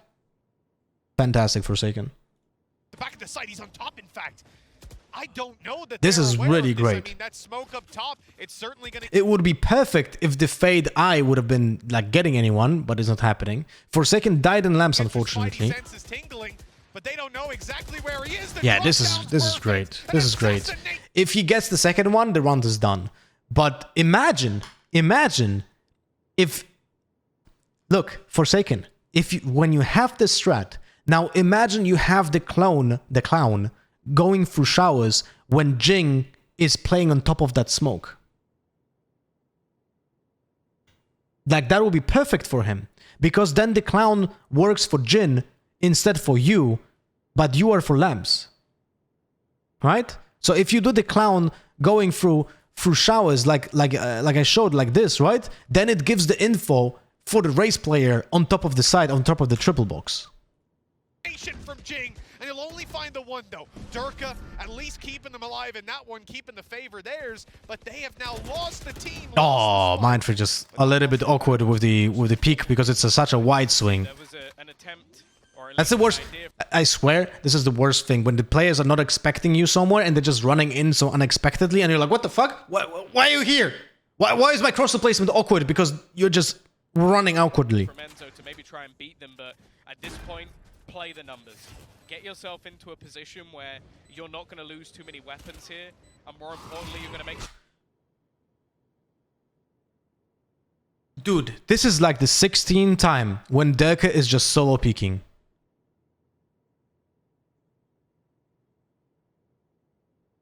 Sure, you close this round. The start shot already, and actually the peak out. Oh my god, kept dude. that rifle all along. They've turned it into a close scenario. I think Althea This is so badly played by Fnatic. Leaves the IGL a chance to clutch his out. I don't think he has any idea where his opponent is coming from. Still gets the shot onto Mystic, and well, it may have been a bonus round. But this is again,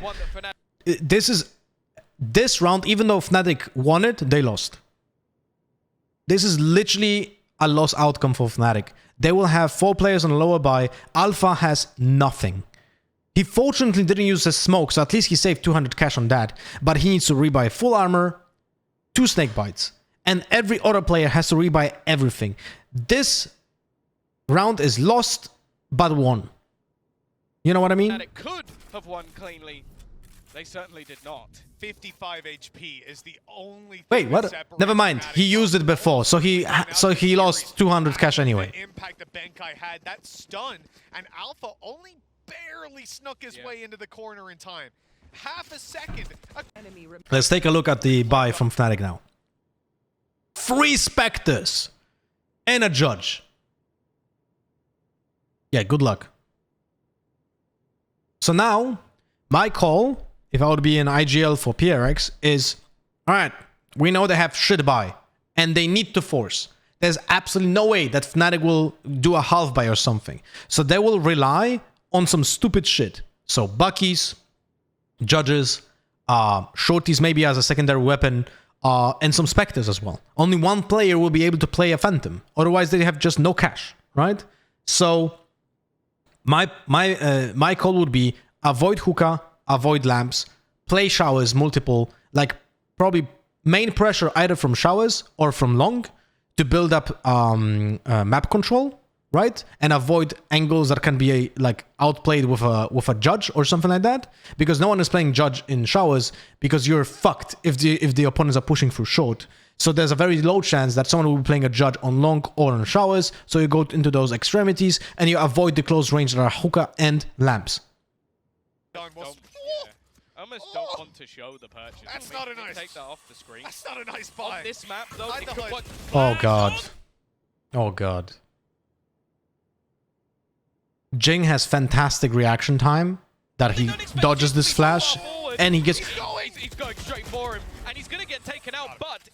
I mean, even if he goes 1 for 1 and he doesn't get the second one, it's still a positive outcome for the attackers. But he gets 2 for 1, so it's literally just huge advantage for the attackers. Huge. And I understand why he went for the other one, because this is like...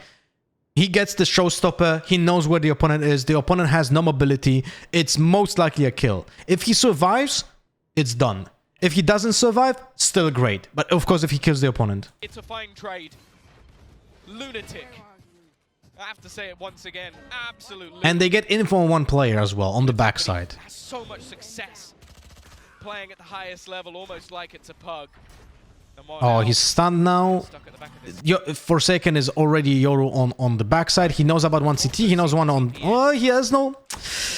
He has no cover though. Oh my god. Imagine if Davai would have used the C's on the backside on Enzo. He still gets one. Oh my god. So this was... And he has the spike, by the way. Forsaken, this is not the best round. you outskilled Enzo because you had better hardware and shit. But this could have been a disaster. Davai used it? Wait, he used it this? He used it, C's? He missed it or what? Almost like it's a pug. He missed it. Oh, it landed here. Okay. Well, that's... Okay. It's like... This should be over here, like a lob, like this. Then it would have been perfect. Then that TP would have been perfect because also the player that is seized, right? If he's seized, then this player has no audio cues. Like this was almost perfect, but because it wasn't perfect, Forsaken could have inted. Because if they lose the spike here, then they need to push out of the hookah and they're a little bit unprepared and one player is absent. So this could have been a disaster. TP in.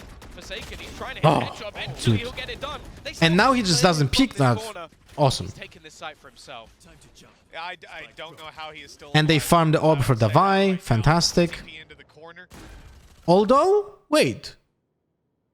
Unless you want to hunt for frags here. If the plan for Forsaken is to hunt the frags, that's good that they gave the orb to the Vi. But if he doesn't want to hunt the frags, then he should be planting. Take this a little bit more aggressive. Hold that control. They're up against a Spectre and a Judge.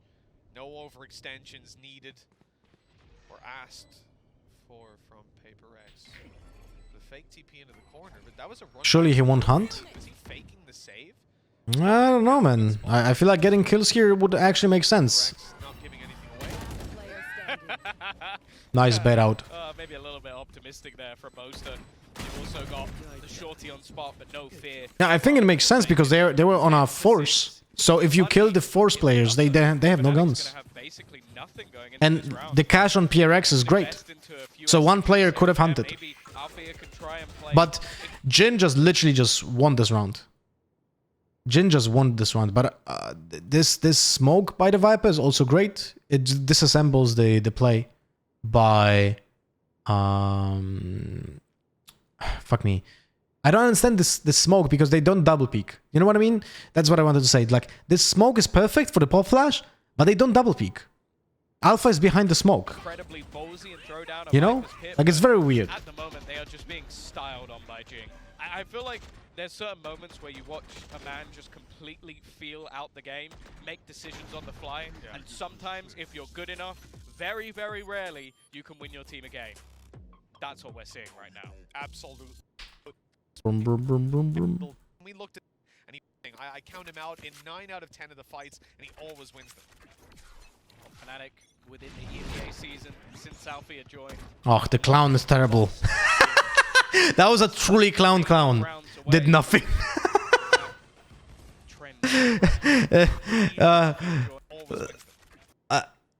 Forsaken dude.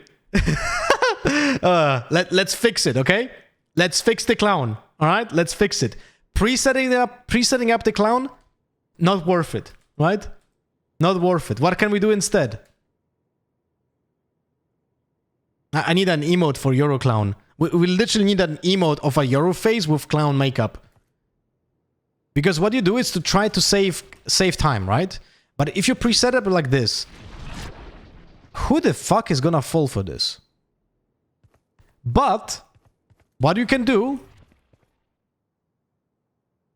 use it like this.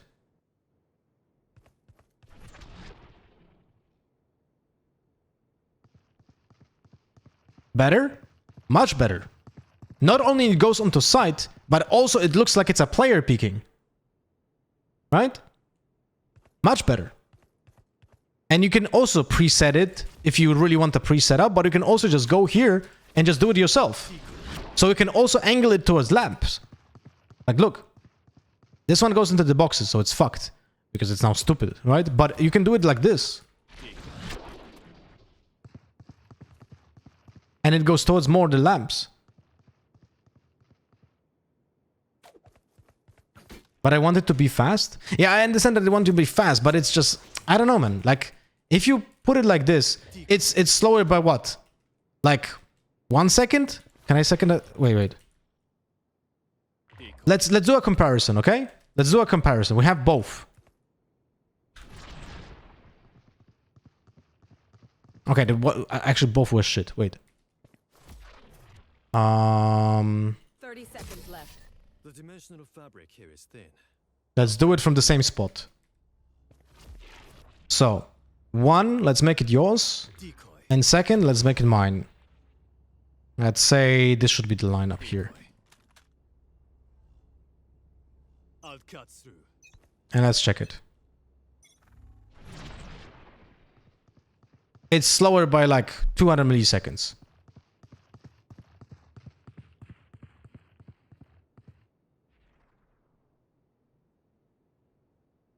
I don't know, man. I feel like as I say, no one gonna fall for that. Yes, you are right. But even though it's weird, people usually kill the clown first because they're scared it might be a real clown. Yeah, sure.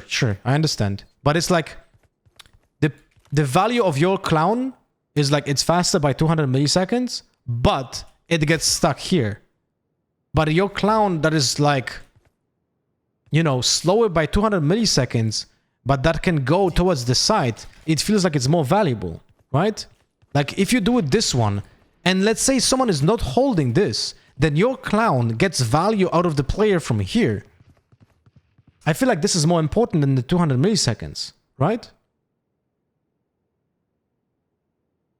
I feel like this is like getting the info that someone can be here or like on triple box or heaven is more important.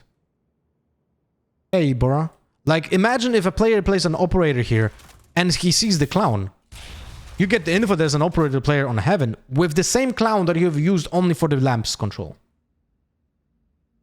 Right? I mean, yeah, well, dude, this, as I said, you can play Yoru in so many different ways. It's all about what you want to achieve with a very specific way that you use the utility. So it's never wrong, quote unquote, but it can be different. Right?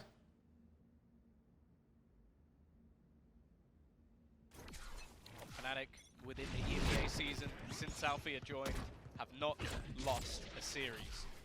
They sit 3 rounds away from that trend being broken. Alpha didn't use the ultimate. Is it because of Yoru's ultimate? Interesting.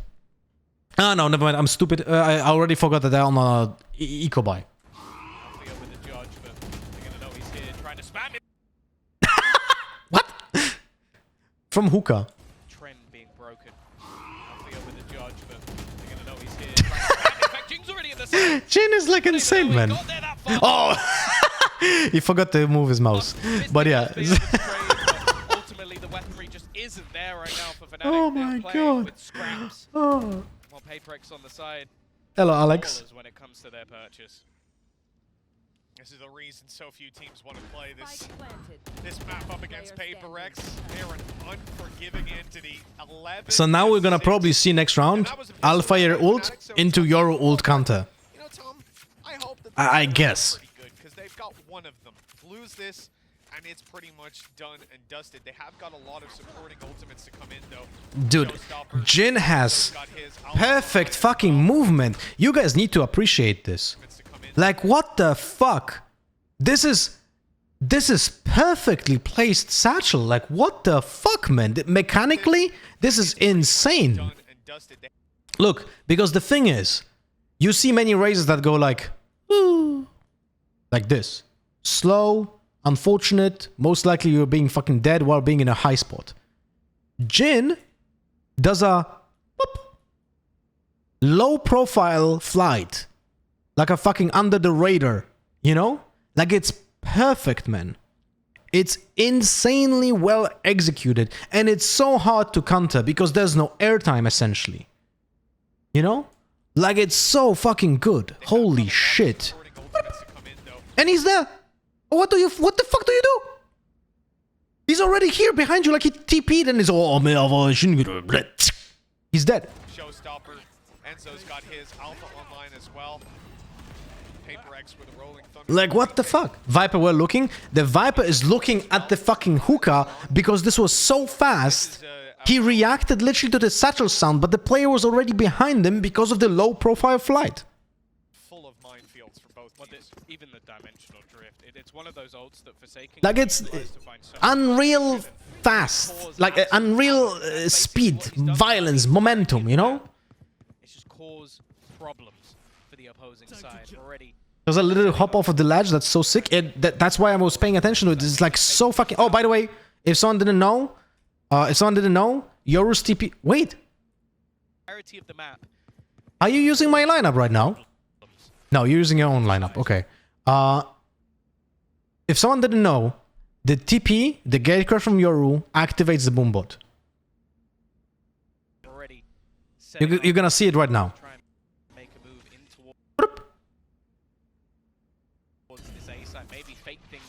You fair your lineup?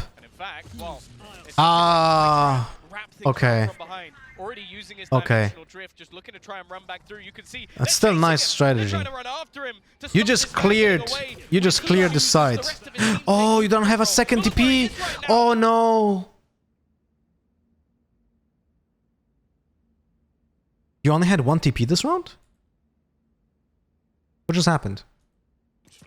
It's one of those No, you old used that you one. can utilize to find so much information and Use the just clown for the cause fake absolute TP. havoc, and You that's basically TP to what get he's the done. showers Entirety of control. the map. Ah, I see. Okay. Yeah, the TP across showers, I understand why, but it's not needed. And then you have no TP ready for when you're out of the ultimate. So that's unfortunate, because if you had the second ultimate, if you would have had the second TP, then you could have used the second TP, for example, here to go into like garden with it, or like long, or even just into the cubby, or like whatever. Then you could even play side, because if you would have your TP here, then you can go pack side, do like some pressure, and then TP here, change the angle, and get off the players. Like there would be so many options. Like, holy shit, man. Playing Yoru, you could have 100 different options of playing this round, and they could have all been correct. Look where he is right now, surrounded and shut out. Fnatic adapt well. Yeah, great stun as well, going up into hookah. This is just stalled PRX completely. You must get this question for all the time. Could you give me a tip for starting ranked, apart from having fun? Pick one, if you're new to the game, pick one agent that you like and learn him. You don't want to play, if you're a beginner, if you don't want to play more than 2 agents in general. You need to master 2, one agent, maybe 2, but put in all the hours in an agent that you like, so you can play him well, so you don't get fucked by learning all the time the game. Couple of seconds, that wall's going to go down. I think they're just waiting for it. 30 seconds left. The question is, where do you place this? In fact, they don't place it at all. Jin is fucking Straight insane, into the site, caught up. but they got slowed down by Boaster with the gravity well. Mystic is not using his ultimate. I'm not sure why. This should be 100% a pop from Mystic, hide in the garden, and pop his ult. Kai has been able to find one back, at least making this a little bit more competitive. But Like, they're in a spot where not winning this round is death. So using anything that will help you win this round should have been used. That's my perspective, at least. Well, you said they needed this round. They've got it. What do you think about the Euro buffs? Useful, but you're not gonna be able to do shorty kills. Viper still has the ult? No. He used it on long. He did the penis ult. As you can see. He did the penis ult. You have... hello? Hello? You have the balls. And you have the shaft. Economically, they're going to have to start dropping over some weapons and seeing just some money struggles start to come through for the first time for some players. A solid hold, and very much countering what PRX were going for, the chaos they wanted to push onto the B site, but there were too many players. Alright, let's see what's happening here. Oh, pistol strat? Banker has the ult ready. Davai has the ult ready. Using it from the same angle, not a big fan of. But if they get... they can just fucking push out here so aggressively. Fnatic is not gonna do the same thing that they did on pistol round, so this is... the smokes are literally for like a full showers push. Like, by seeing this smoke, those smokes here, Fnatic should be aware that there's probably no one coming from short. The clown is set up for the short push for like a fake, but it goes, I think it's angled for the TP. So we'll see when it's gonna get used. What? Jin just peeks without any ults being used. I don't like this. This is a little bit awkward. Like, they even stopped to take the ult for Mind Freak. Jing was a little bit too aggressive here. He peeked before the stun. Jin peeked before the stun. Look. They get the option. That's another thing that I dislike heavily. So, they use the one Prowler here, right? For to check the corners, while they got the space already with the flash. So, I would not mind if Davai would save the Prowlers for the actual ult, because then they're like 10 times better. My pop flash here, the race should be blind. Ah, okay. So you were using the pop flash from in front of the showers. Wait, let me check. So you were standing here and you pop flash, I'm guessing, on this. No. Above the ring, no, on the left. Fuck me. Epic pen. Yeah, wait. Above the gate. On this thing.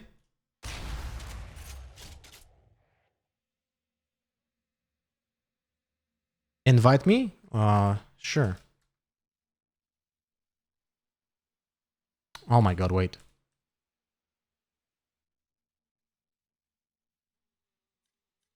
I don't have your account here. Mine is G2LotterHS and TTTV.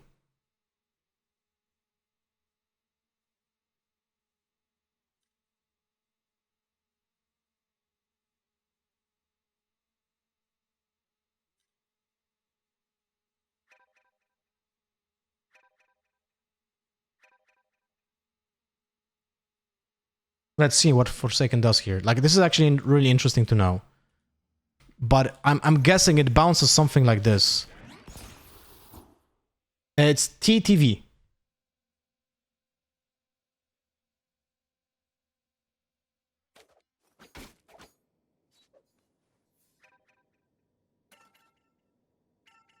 Can you load in while I'm in a custom?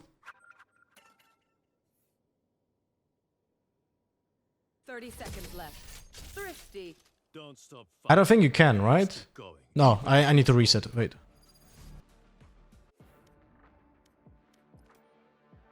Bind.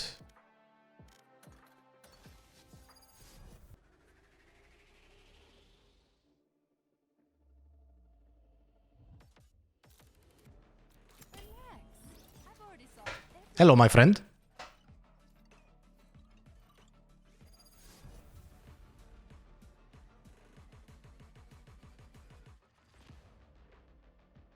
No, I couldn't hear you yet. Maybe in game. We'll see.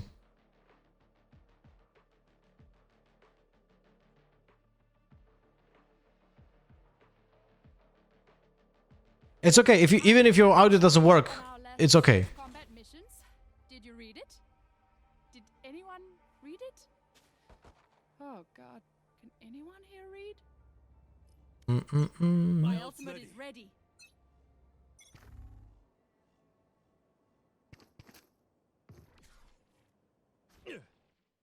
Ah. Oh, okay. Okay, different one. Different one.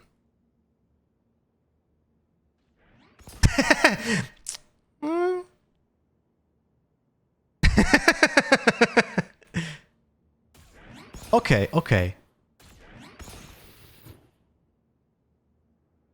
Are you jumping during this flash? Can you show me again?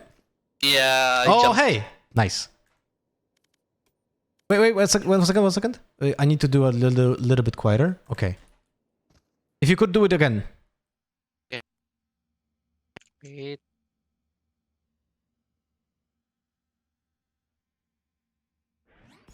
Okay, that's pretty nice. That's pretty nice. My flash was here at that time. Here, like, not even pop. Ah, I see. Okay. And the plan was for him to peek off that flash so you have the control of the backside. Okay, makes sense. Yes. Makes sense. Because it looked like he just overheated, right? And didn't wait for the ultimates. So yeah. Time to jump. This was the towel one?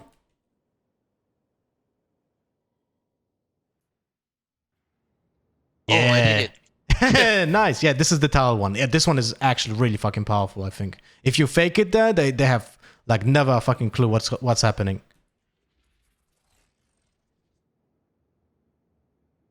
And this one is in this corner, but you can also do the corner or the one that is like closer to lamps. But the one thing that I made a lot of mistakes here when I do this TP.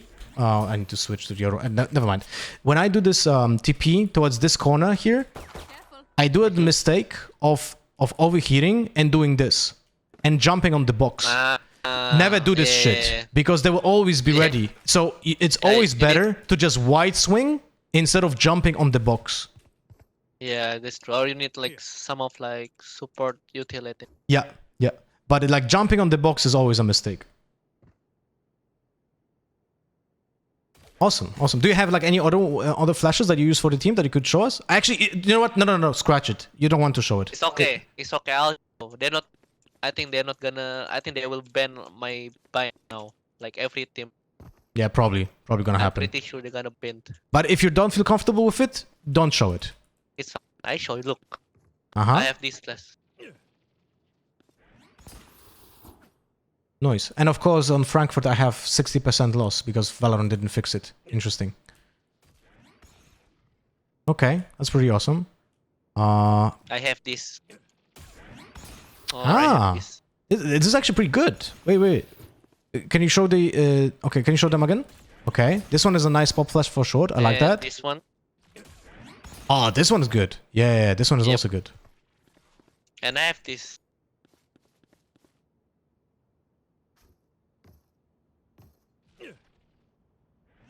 Ah, the pop flash for someone in showers when they're standing here, right? Yes. Yeah, okay. Yeah, that's pretty nice. Oh shit. Fail. Bump. Yeah, that's pretty good for the support. And I have this.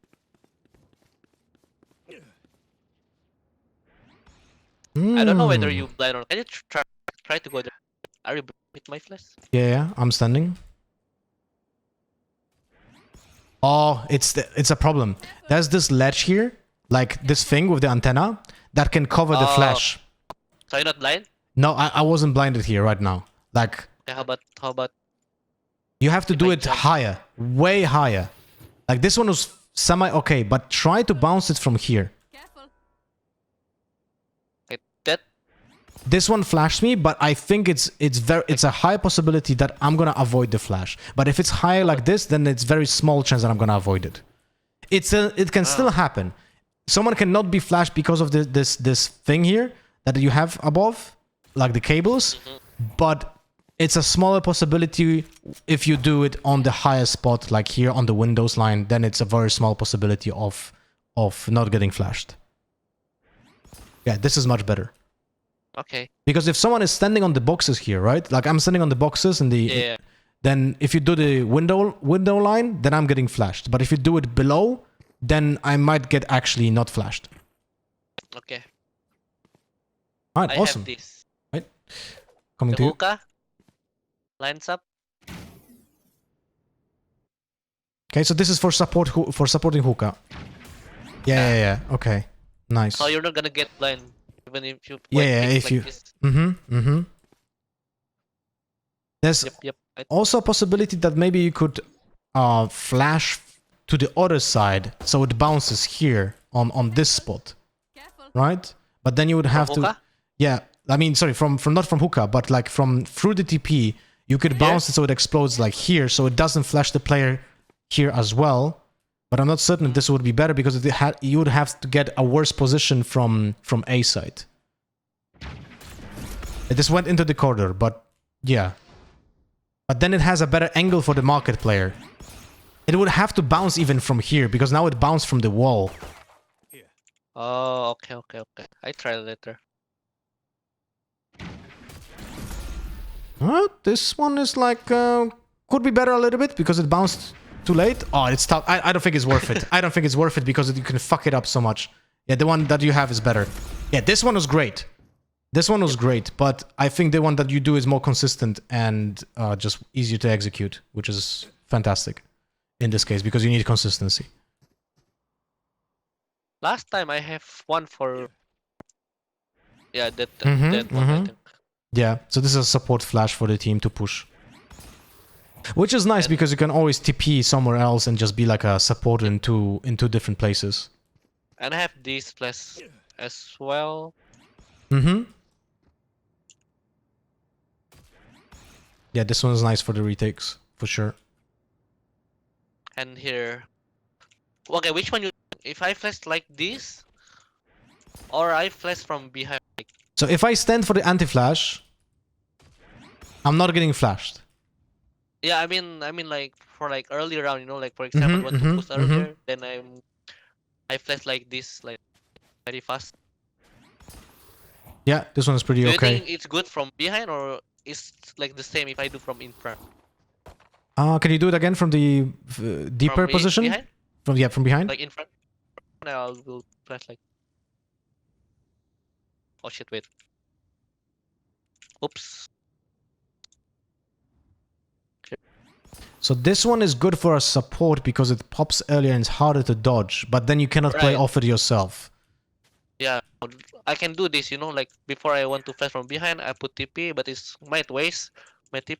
Yeah, I Because think I it's. used earlier. I think this is a waste of a TP, to be honest. And so, Yeah, I know what you but mean. in front, I know what you mean, but I feel like if you just push out. Wait, I have to change to Euro. 30 seconds left. If I push out from long, I think I would just prefer to do it with the way that you guys did it, like Brimstone Steam Beacon instead, and just flashing like fast while hugging the wall. I think that's the best, like this. yeah. Yeah, I think this one is the best because you don't rely on the TP, and you're like this one is for sure too late. By the way, this flash that you did here, you remember like how Derke peeked on the wall, right? When he goes in on the wall, then he's faster than you and he avoids the flash. We can try it from. By the way, Yeah, I mean, Dirker played it. He was satcheling. That's why he was like faster than. was he But I'm satcheling? pretty sure he was satcheling. But I'm pretty sure if we just like Steam Beacon and run all the way, they're not gonna be that fast. Can we try it? Well, like just a flash, and I'll stand on the I'll stand on the barrier, and I'll try to get on the wall as fast as possible. Okay, without like using any utility.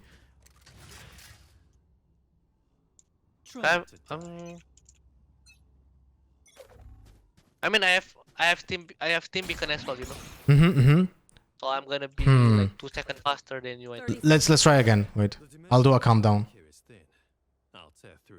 2 seconds. Yep. Tell me when you're ready. 2 seconds. Yep, I'm ready. Okay, so you will be faster by like 1 second, I think. In this case. 1 second. Yeah. Yeah. Let's try. Okay, wait. So I'm gonna give counter. I'm gonna go 3, 2, 1 to start, and then I go like slightly delayed. I'll turn this around. Oh. Oh, you mean 3 to 1 after the gate Yeah, open? Or... you just you can instantly start. Okay. Wait, we have to do it again. Don't stop fighting. Anyone gonna get a spike, even if you're the only one. Okay, ready. Ready? Okay. So 3, 2, 1, go. Last Yoru standing wins. It also had to be tested with a Brimstone, but I think the player can still be faster here. Well, I mean, if we white swing right with Steam Beacon, I think in the fight, no. I think you guys had to test it, but there's a slight possibility if someone just goes in with a knife and jumps in on the wall, like he can be super fast. Yeah, that's true. Like this is like super fast because you can also jump with the weapon ready, like. Just go in like this, equip the gun before jumping, and then jumping already with the gun out. So he's ready to shoot when he's on the top of the wall. And the flash will never flash him because it's below him. That's true, actually. But this flash that you do over the wall, like this always flashes, and you will never be flashed by it anyway if you don't look at it. So I think it's good enough. All right, awesome. Okay. Thank you very much for the review. Yeah, back to the VOD review, and thank you very much for joining. This is actually very helpful and gives a lot of insight for the viewers. That is, and for me, for myself as well. Thank you so much. Thank you, man. And good luck, by the way. Thank you. All right. Let's go back to the VOD review. We still have some rounds. Music. Shit.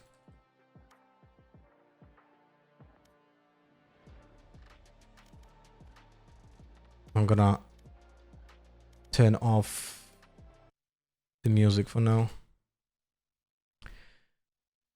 Oh, wait. Maybe for a second wants to speak or something.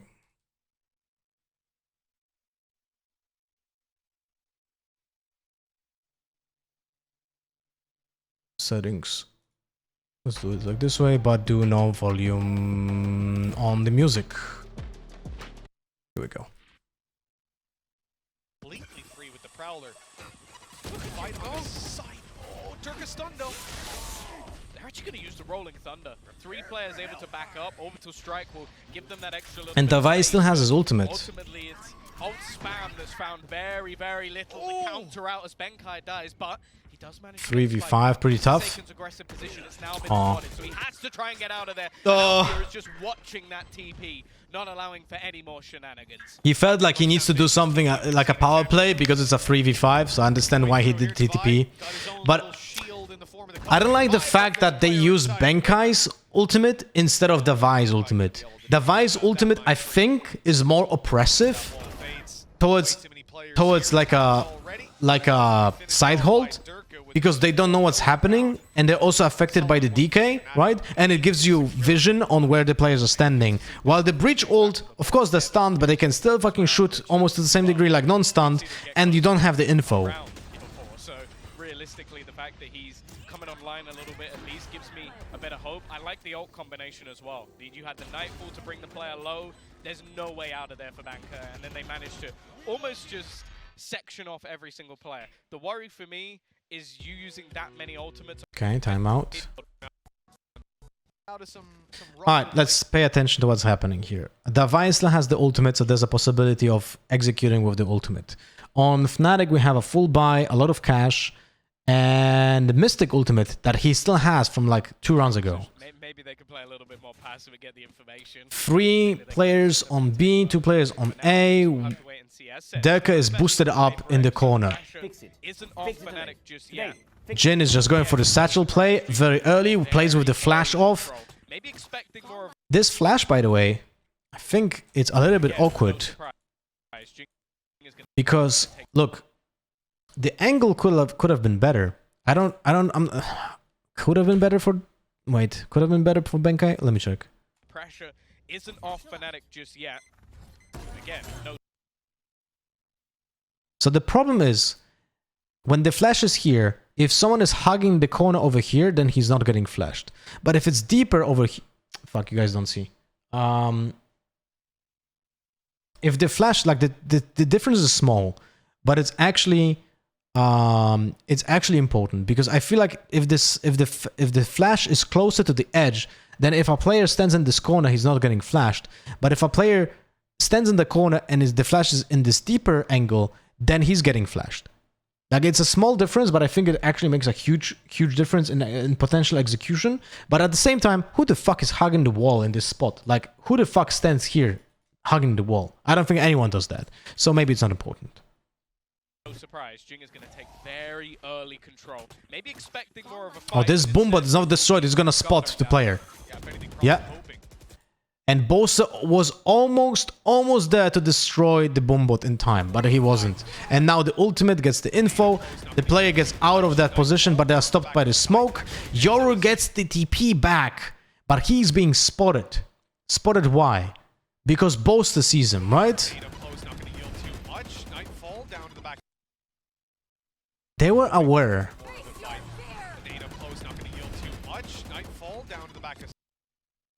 They were aware of this. They were just predicting it because they had no cue that this is gonna happen. They just predicted it that Forsaken is gonna combo it with Davai's ultimate, and he gets sniped because of that.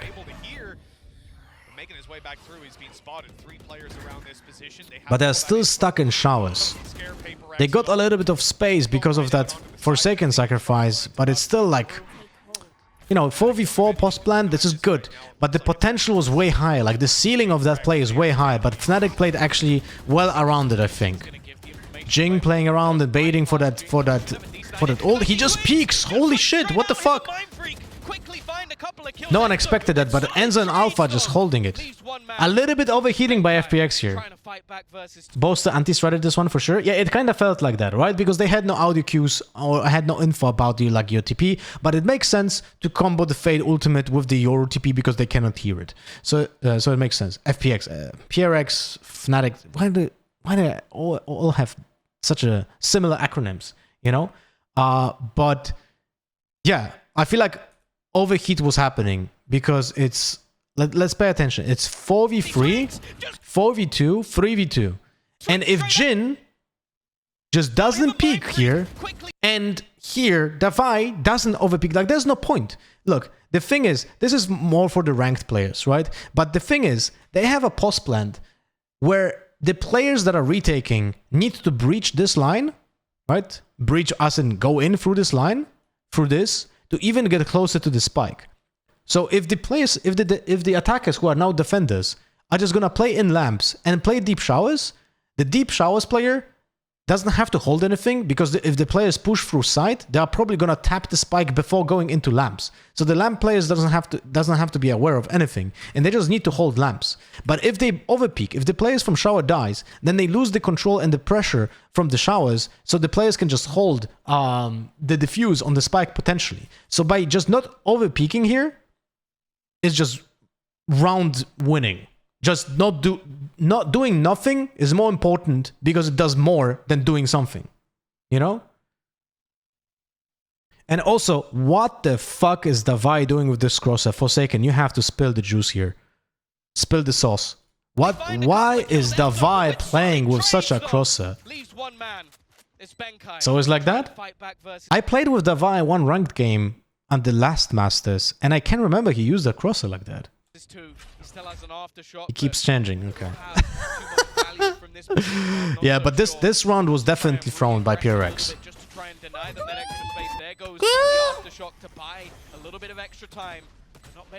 Also, I remember this one because I actually was paying attention.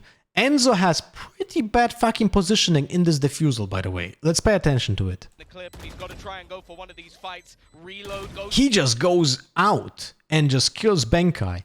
If Enzo dies here because Benkai just kills him, they lose the round. Like, almost certainly. That was such an awkward, chaotic round. Enzo just felt as, oh, I'm gonna swing. But he almost lost it because of that. Like, he should be just keeping the tabs on the defusal player, like, close to him. Wasn't the aftershock too early? Really hard to say. I feel like it was in a good spot. But yeah, the overpeak from Raze and Fade here was crazy. It was pinpoint perfect as could be. 11 to 9. Fnatic stay alive a little bit longer. They hold strong for now. They're up against pistols, up against the Stinger. You've got the Jinger.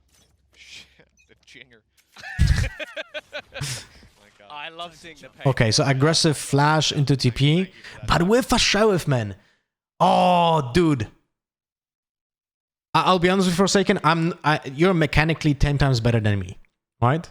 You're mechanically 10 times better than me. But whenever I do TPs like that, you fake TP there. Okay, but I'm gonna finish my thought.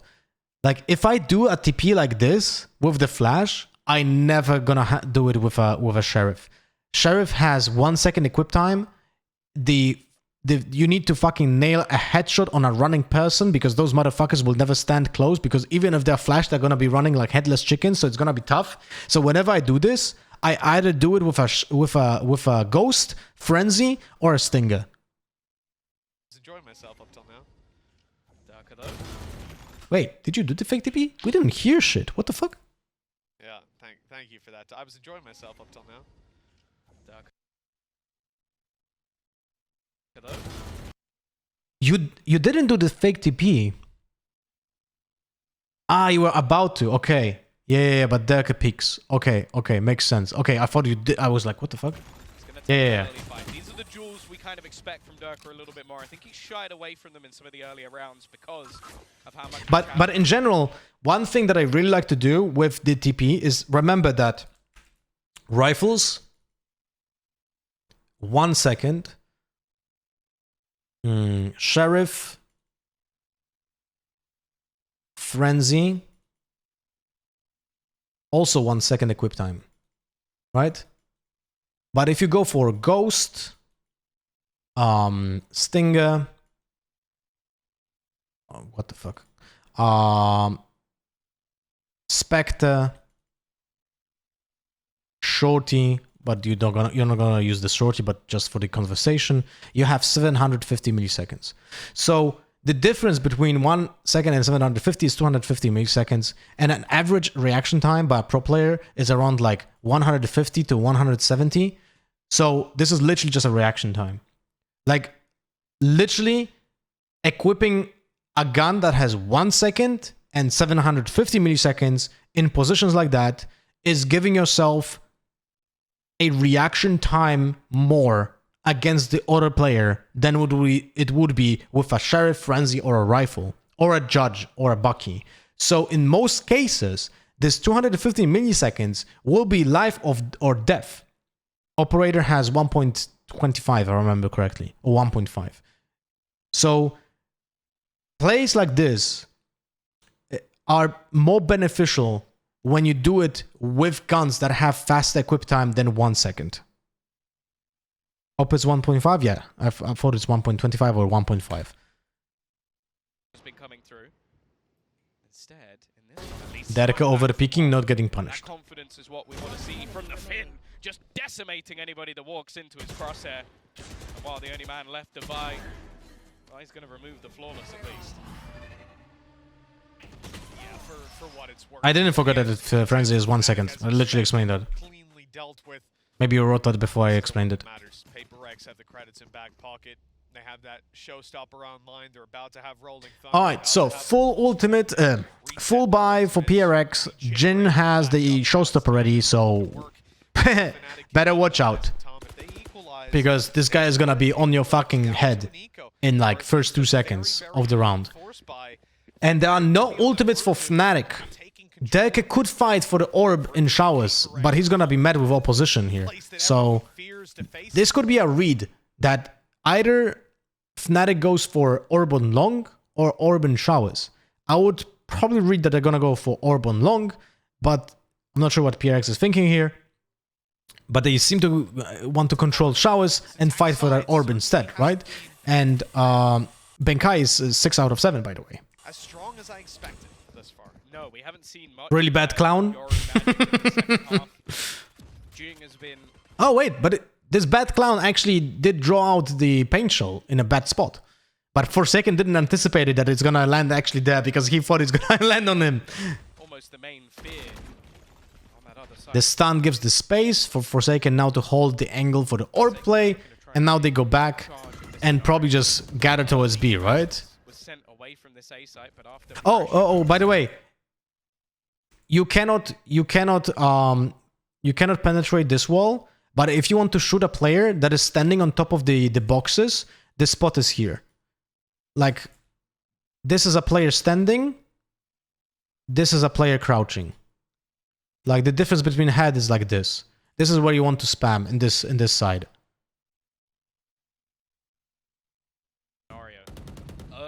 I can remember the other one. When someone stands like on the middle one, I can remember the spot for that one. The pressure being put in towards the bathrooms, you can see that adaptation going elsewhere. Jing also looking to challenge into hookah, but is instantly smoked off. I really enjoy the early rounds from PRX. I think the way they duel. Oh, Jin, this smokes actually gives Jin the possibility of just going in with the showstopper because they gain the space for like semi-free. They're only doing that. TP ready for short. Well, actually for lamps. Okay, so we see that Davai is gonna use the Hound somewhere here or somewhere here on this on the map. So they're waiting for everyone else to be ready, and they're just gonna push with this. I'm gonna assume that Benkai, since he's going into hookah, he's gonna stand from here and use the ult without hitting Jing. Or like from inside of the hookah, but behind the box. Let's see what's gonna happen. Ooh. This is 15 seconds, by the way, long. Okay. It's covering long. It's catching one player in. Yeah, this is crazy, man. This is crazy, bro. He did his job. He did his job. He gets the info of the player. Like, this is... Poster just gets one anyway? Wait, what? No, he did not. Okay. So Jin's job was get into the side, create pressure, maybe get one kill. He gets one kill and he gets the info of the other player. The other player is stuck now, and they just kill him. He did his job.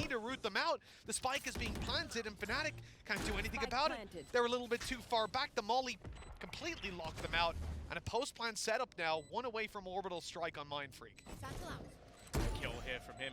Put this one to bed. A quick push though. Devi is dropped. A showstopper available. Well, unfortunate timing, I guess. Maybe trying to a fucking disrespect, man. Oh god, dude. Oh, Forsaken, man. Oh my god. You just don't give a fuck, right? Dropped. A showstopper available, but a target yet to be found. Maybe trying to force it back, but no, Forsaken lands the instant headshot. And now Enzo is needed once again. And he has 4 bullets. Second player's gonna be just trying to But he gets the half. And this is why I like Enzo. He knows that in a professional setting, you need to fucking get that half. Every single time, you need to get that half. Doesn't matter what the opponents are doing. If you don't get the half, round is lost. You need to do it. All the way to half. He's managed to get it that far 3 bullets. but still needs to win these duels, and the time is ticking down. Oh, the Hound was a bait. He actually had a chance at winning if he doesn't use the Hound. But still needs to win these duels. Because he baits, because he has the half, he baits the peak in the first second. Ticking down, they're playing it So- perfectly. At least we're trying to force them. Deca reaction, let's see. Stopper available, but a target yet to be found. Maybe trying to force them back, but Oh, he was- Forsaken lands the instant headshot. They're playing it perfectly. But in general, this applies to ranked as well, guys. If you're in a clutch and you're trying to defuse, or you're not even a clutch, you're just trying to do a retake and the spike is planted, 99% of the fucking players out of 100 will not pick you when you're first tapping the spike. So you got, it's enough risk, but such a high reward to get half of the spike when you're tapping the spike for the first time. Always try to do it. Forsaken will get them to 12. PRX 1 away from that upper bracket final. A monumental victory for them. Like we said, this would be... You don't have to ninja defuse, but you want to get the half. You know? They have fought long and hard, and I think EMEA, it's got the respect it deserves. It might just... What? I wanted to earn $1 per day, man, instead of a monkey, but it's okay. The pressure's on for... What is this? And a good buy. On both sides, really, but the pressure's on for Fnatic. Okay, Pench is early for control. Streak of 4, needing just a couple Counter spell the paint shells, by the way, with the paint shells. You guys remember what I tried to teach you guys in ranked? That's what the pros use. The C's has no info, so the one is close. So Jing just... Yo, Forsaken, I know Jing is crazy and what he does, it works, but he just... This is like the 3rd time he does this over the course of this match. When... This is the moment, when, the one time when he can't really peek. And he's gonna land the shot. Like, if he just waits, if he just holds for that orb and then they swing together, they get the kill. Out of there. Right? I'm sure you guys can, like, put a leash on him in those situations. Like, someone who is with him right there, he just needs to be like, dude, don't move. You know?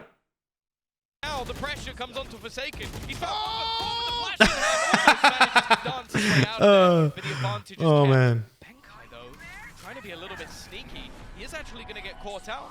So they'll have the information of where he's going to be. Might even just try and... No, I mean, this is a decent outcome. You get the fucking ult from them.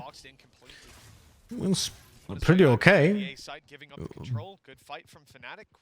But you can see how much pressure Fnatic is on because they use the ultimate in a spot where they almost didn't have to. But this is the conversation that you guys remember 4 rounds ago when I said that Mystic should have been using the ultimate. This is literally the same situation where Enzo was pushed to use the ultimate. PRX, orbital strike went away as it was just the previous round. They have no control. They're going to be going in blind when they do. Can't afford to telegraph this too much, not with just 3 players left. Oh, they hear 1 player rotating. Blitz out and take that control, and it's Durka waiting up. Why is Boaster rotating here? I feel like they lose enough on their way through. I don't understand this really, to be honest. Do they just want to play retake? The Boaster rotation was very awkward because they had a 2-2 split, which is fine. Blast pack might I don't be like attempted that. to try and Oh, push the off blast pack is not good. The C's, however, has The C's, yeah, the C's caught a him. little bit stuck in the mud. But The reveal not quite gonna give him away. the blast pack could have been fantastic. The problem is, look, I'm gonna show you here. Look, Dirk jumped over it. He doesn't have to, because he went like this. But the thing that he needs to do is just do this, like here, and explode it here. The blast pack doesn't have to be armed. It just have to explode. So if you explode it above the player, like here, it should stop the plant unless it's directly above him.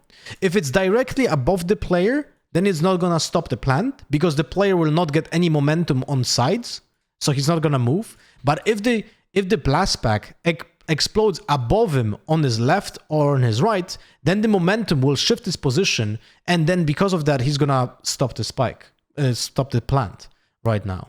But this kind of a blast pack does nothing. Might be attempted to try and Like, push him off, this is just bad. Can you hear when someone gets seized? No. but it's not connected. The C's But you can only, like, you can use this for information.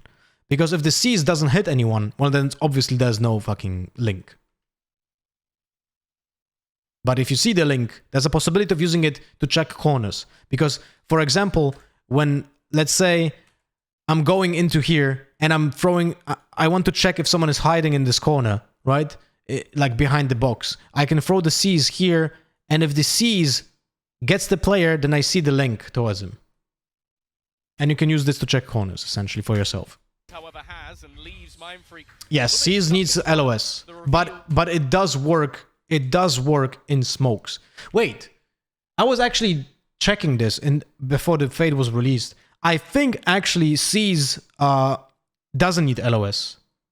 Because I think we were checking in a custom map that you could throw the seize outside of the smoke and it gets the player inside of the smoke seized. I am almost certain it doesn't need line of sight. I think we were checking that. So it ignores the smokes, but it doesn't ignore walls. But I'm almost certain that I was checking this before she was released and she was going in through the smokes. 100%. Yes, I'm certain. I remember. 100% you could throw the seize outside of the smoke and get the info from the smoke. Not quite going to give him away, but hasn't connected the shots anyway as they look to go past. Orbital strike online, but Mindfreak can't necessarily get out of here. That's the trouble. The post plant not going to be as strong as it could be, but Fnatic don't know that. Already tapping Orbital strike coming through. Oh, Derka should be dead here, by the way. I don't like the Brimstone ult positioning, by the way. I really don't like this. I know Mindfreak is like under super heavy pressure and he just fucking clicked it somewhere, so you can't really blame him. If he has more time, he can set up a better ultimate. Because right now, the ultimate doesn't really give him a lot of pressure, but imagine if the ultimate is this. Because he can use it like this. And then the players are fucked. Like, just move this, because you don't play from showers, right? You don't need the space for showers. So if you ignore this space that you have here and move that space over here, it's essentially round winning ultimate. But because even if he doesn't kill anyone, he pushes them out into his own line of sight. So they peek while running, most likely, either with a knife out, or if they're with a gun, they're getting like shit ton of damage. Right? So I'm not blaming him here for putting the ult not perfectly, because, as I said, he's under fucking pressure, and he just wanted to stop the plant, which is more important. Done. Durka in trouble. He's lit down to just 1 HP. Mindfreak grabs a frag, and I don't know. I think he missed it. Him to be close, but it doesn't matter. The shots land. Yeah, and but Divide delivers. PRX are going to the upper final.